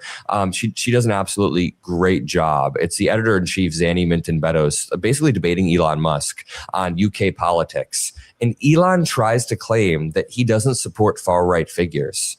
But the reality is, Elon Musk supported Andrew Tate. Elon Musk sent affirming, praising tweets about Andrew Tate when Andrew announced his bid for prime minister in 2025. I want you to think about this for a moment. Even after Andrew Tate had been charged with crimes in multiple countries like human trafficking and rape a few years back in Romania, the United Kingdom, even investigations in the United States, he still successfully infiltrated his way into the right-wing orbits. People like Elon, Barron, they were just communicating with him. They were openly praising him on Twitter, saying he's not wrong. When Andrew Tate announced his bid for prime minister, it's all just such a joke. I wrote this on Twitter. It says, breaking. Leaked Andrew Tate texts are looking very bad for the Trump admin. And by the way, we have more Andrew Tate texts of him actually carrying out the sex trafficking and him carrying out the manipulation. It's all despicable. We're going to cover this all. But first, texts from Andrew Tate revealed that a Trump admin official directly intervened on the Tate brothers' behalf in early 2025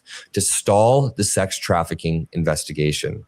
Quote, I had word from the Trump admin that they're on top of things, wrote Andrew Tate via text. Tate's former lawyer, Paul Ingrassia, is now a Trump admin official and is the one who requested the Tate brothers' devices be returned to them. You may remember Paul Ingrassia from his leaked text last year in which he said he, quote, has a Nazi streak and uses old slurs. J.D. Vance still follows the Tate brothers on Twitter. Barron is friends with them. All of this happened after Andrew admitted to being a pimp on camera. This is the Republican Party now. I'm a young dude who loves America, and I hate seeing it hijacked by these hateful, abusive degenerates. Here's Andrew Tate in 2025 saying, the Tates will be free. Trump is the president. Well, guess what? It's a year and a half later. Trump is the president, and the Tates are not free. And now the Trump admin is struggling to explain this. Donald Trump Jr. and I speak to each other. When I met Donald Trump Jr., he said, if you're around on these dates, I might be free for half an hour. And I was in Romania, and I flew there, and I spent X amount of thousands of dollars, and it paid off. And I'm very close to the Trump family. I know them well, and I spoke to Barron after the incident, and I look forward to, once I am free, being with Donald Trump in person and reminding him that he's a bulletproof badass. Is President Trump or the administration, do they have any plans to intervene in the extradition process for the Tate brothers? No. I mean, they already intervened. The reality is they already intervened in the process a year ago, and it got so bad that the United Kingdom still went forward with the charges because they should have. They are literally rape charges, 19 child porn charges, 3 human trafficking charges, 3 assault charges, 17 rape and sexual assault charges. This brings me on to Elon Musk. I need to point out that Elon Musk is somebody who also praised Andrew Tate, praised Andrew Tate's politics. Elon Musk has 250 million followers on Twitter, endless amounts of money. He's a trillionaire, quite literally. And he is using this money and influence and attention, the attention economy, to spread right-wing lies and propaganda. And he gets called out for it right here. He tries to claim that he's not endorsing far-right figures. He's not pushing far-right ideology. But Andrew Tate is somebody who quite literally began to run on a far-right platform. And Elon Musk all but gave his endorsement to Andrew Tate's bid for prime minister. Elon Musk also has the goal to try to fearmonger on his platform on Twitter even more by saying it could have been your daughter. This was a few days back in response to a United Kingdom story that a politician was pushing there. Elon, you are quite literally endorsing people like Donald Trump, almost endorsing people like Andrew Tate. You are boosting and pushing the worst people in the algorithm, these far-right white nationalist figures in the UK as well. And you're trying to fearmonger about other people's daughters? It's incredibly despicable work. Very quickly, Trump's eldest son, Don Jr., publicly spoke out against Andrew Tate's detention in Romania, calling it, quote, absolute insanity in a May 2023 tweet.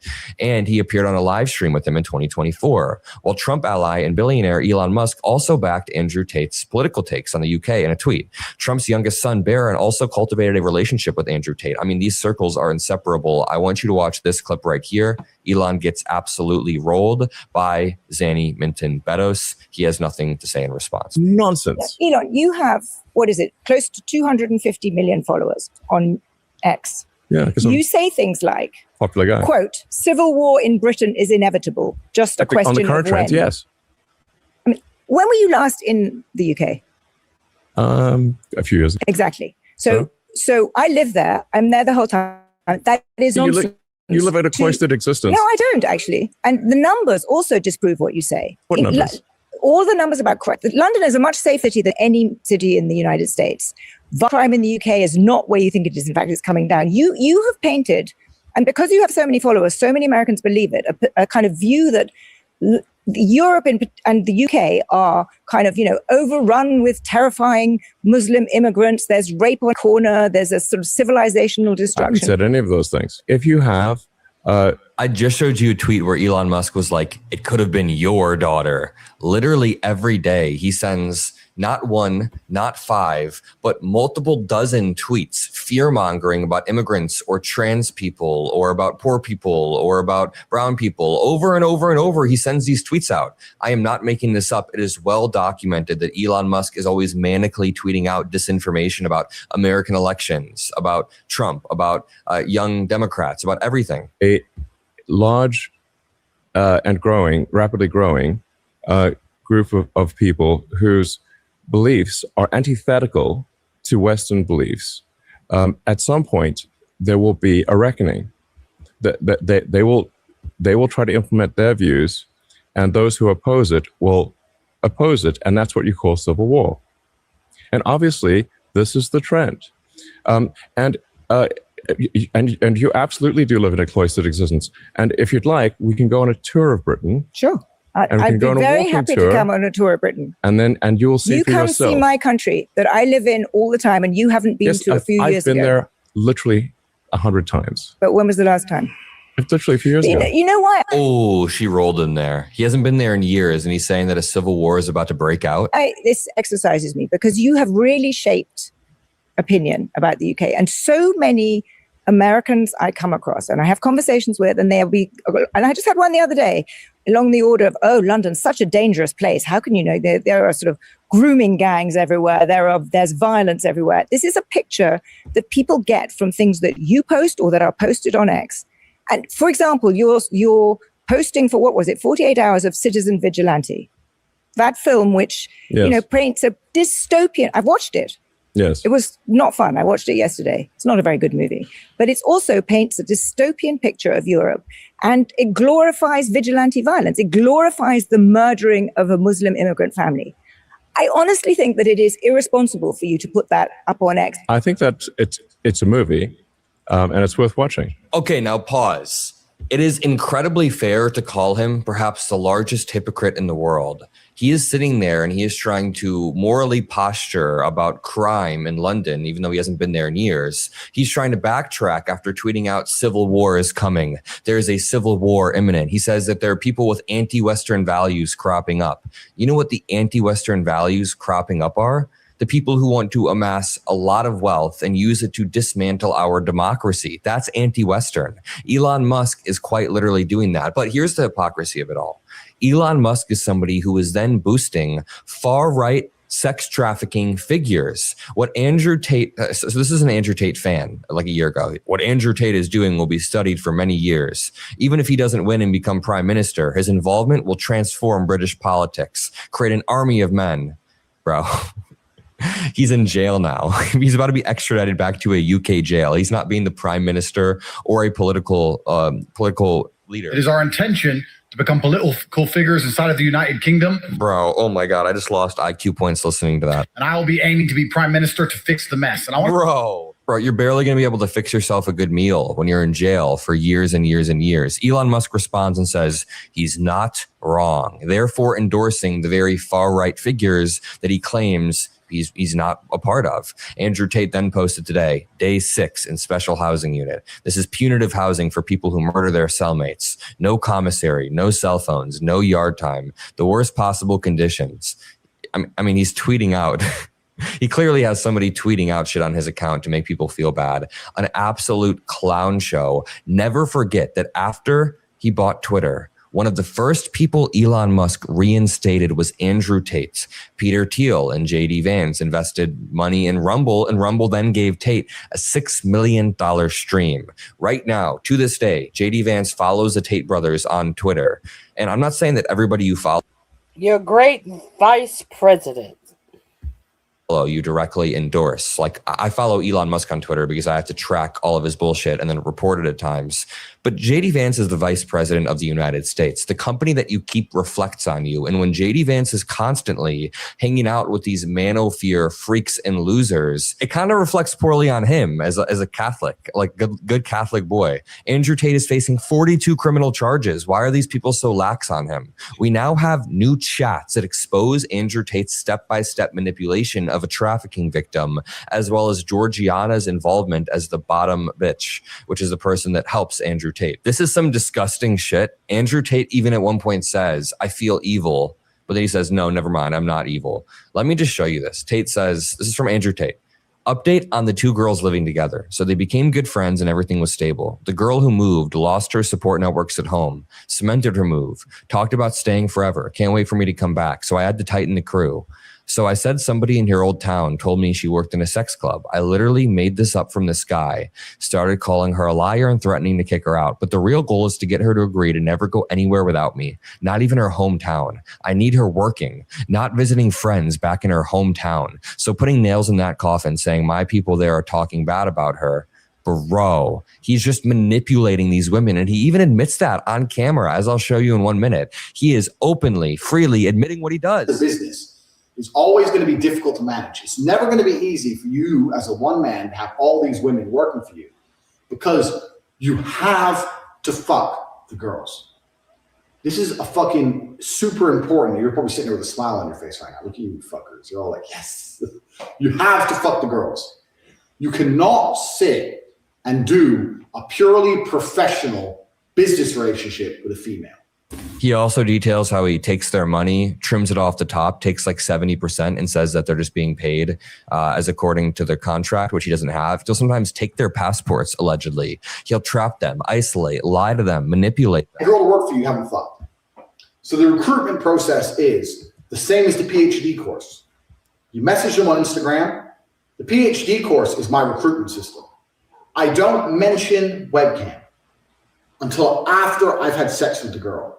If you're on dates and you're trying to mention it and shit, it just doesn't work. It puts them off. Yeah, this is a disgusting method in which she traps women by pretending to love them, by taking advantage of women in very bad situations who have no connections or no money at the time, not mentioning webcam work, then springing it upon them when it's too late, distributing it, and it's incredibly amoral, illegal, immoral, disgusting, degenerative, abusive. There's a lot of words you can describe, but these texts get even worse. So Andrew Tate described how he just made up out of thin air that this woman had rumors spreading about her in her old town because he wanted to isolate her from her town and make sure she couldn't go back. Here are the texts that he then sent. He said, you worked in a sex club. She says, I did not work in a sex club. I'm not lying. Where did you get this from? So you'd rather believe them. I told you the truth. The people want me. No good. I don't know who you have talked to, but it's a lie. I've been only slept with 4 men in my life, and you are one of them. I have never lied to you. So just innocent women who are caught up in a bad time in life are taken advantage of by Andrew Tate, and he makes money off of them. It is disgusting and despicable. We then have more texts. Started calling her a liar and threatening to kick her out. But the real goal... Okay, I'm bored. This link is in my description box under Tates and Trumps. You can see the rest of this in my description box under Tates and Trump. So so we won't get this confused. Why was Andrew the Tate's brothers arrested in the first place? Because the Tate brothers have a black daddy, and one day somebody they got a knock on the door, and wake up, nigga. A nigga wake up calls a bitch. That's why the Tate brothers. It's looking kind of rough. That's why the Tate brothers are in jail in the first place. So if you are unaware, that's why the Tate brothers are arrested in the first place. Let me see if there has been any breaking news. It may not work out well for the Tate brothers. America's a massive panic attack. Some Americans are kind of too stupid to panic. Trump's considering a massive attack on Iran as Tehran labels the UK an accomplice to America. So, if you are unaware, under Starmer, the United States was unable to use UK bases to launch attacks on Iran. But since this new Benjamin Netanyahu puppet has been sworn in the UK, he has given the United States the ability to launch attacks from the UK bases to Iran. So Tehran has labeled the UK as accomplices to America. That's the only thing. That's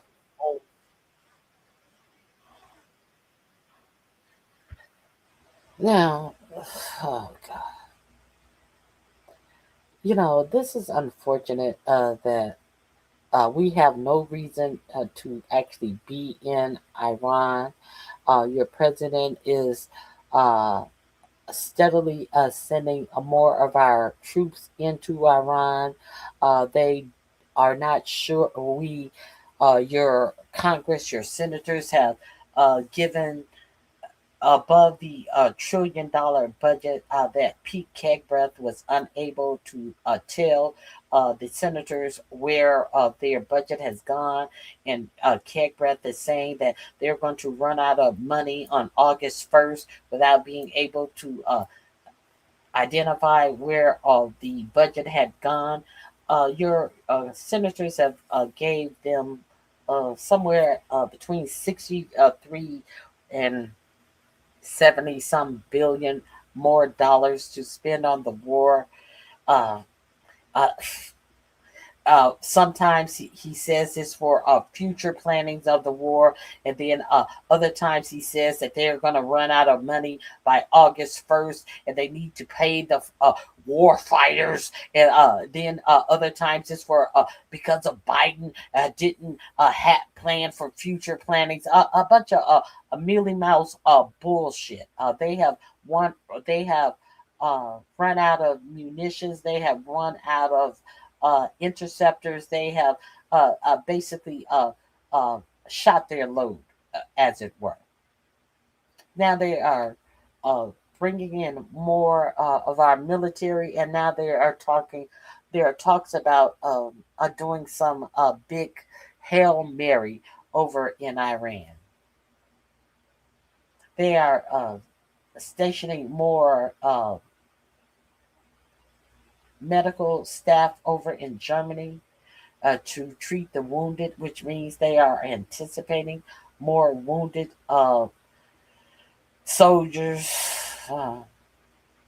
This is just a big fucking mess. We are running out of oil in both straits, which will allow oil to come out of the Middle East, have been closed down, and that is going to impact the price of everything, as you have heard. So this is what you voted for, MAGA, and this is what we are about to get. So if you like the information that you have gotten here, I would advise you guys to stock up on a generator for yourself, your home. I would not advise you to get a gas generator because that is one of the things that we are about to run out of. Our strategic gas supply is about to go dry. I would advise you to get a solar generator. I would advise you to do that. Also, I would advise you to stock up on some non-perishable food items. I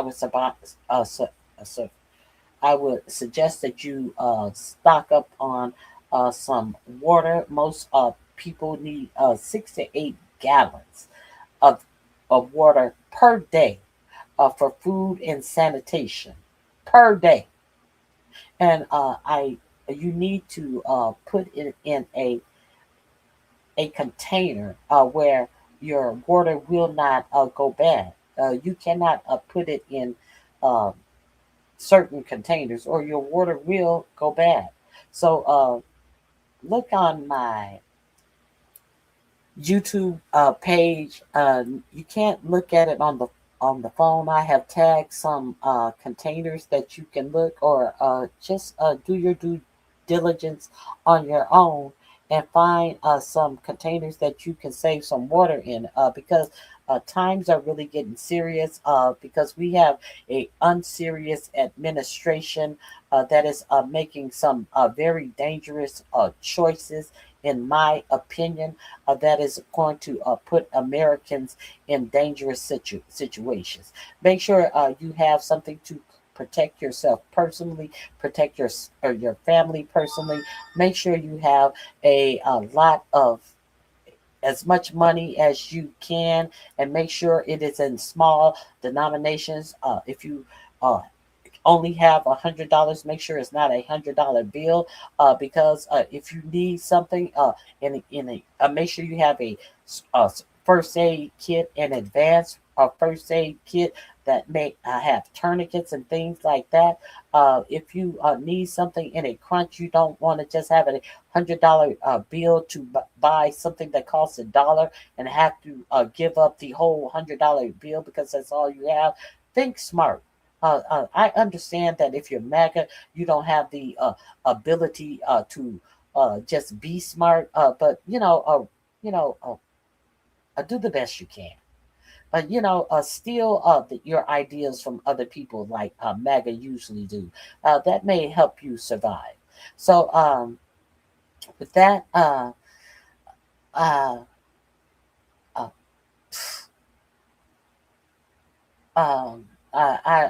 don't know what to tell you. America may be looking at some hard times because your news media is not forewarning you.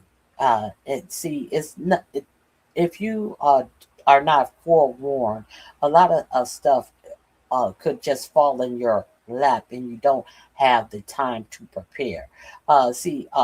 With hurricanes and certain types of storms, you have time to prepare for them. With things like earthquakes, there's no time to prepare. So treat this like a hurricane, and pace yourself and prepare yourself for what could come. It is always good to have some type of preparedness, some type of emergency preparedness kit available to you, just in case a storm may come. The storm is coming. So prepare yourselves, people. And please hit the like button, subscribe to the channel. Prepare yourself and take care of yourself. Quit taking care of these people on YouTube who don't have enough brain width to help you take care of yourselves and your family, who only support you with dumb ignorance and bullshit. So please take care of those who try to help to take care of you. And thank you for being here. All right. God bless you.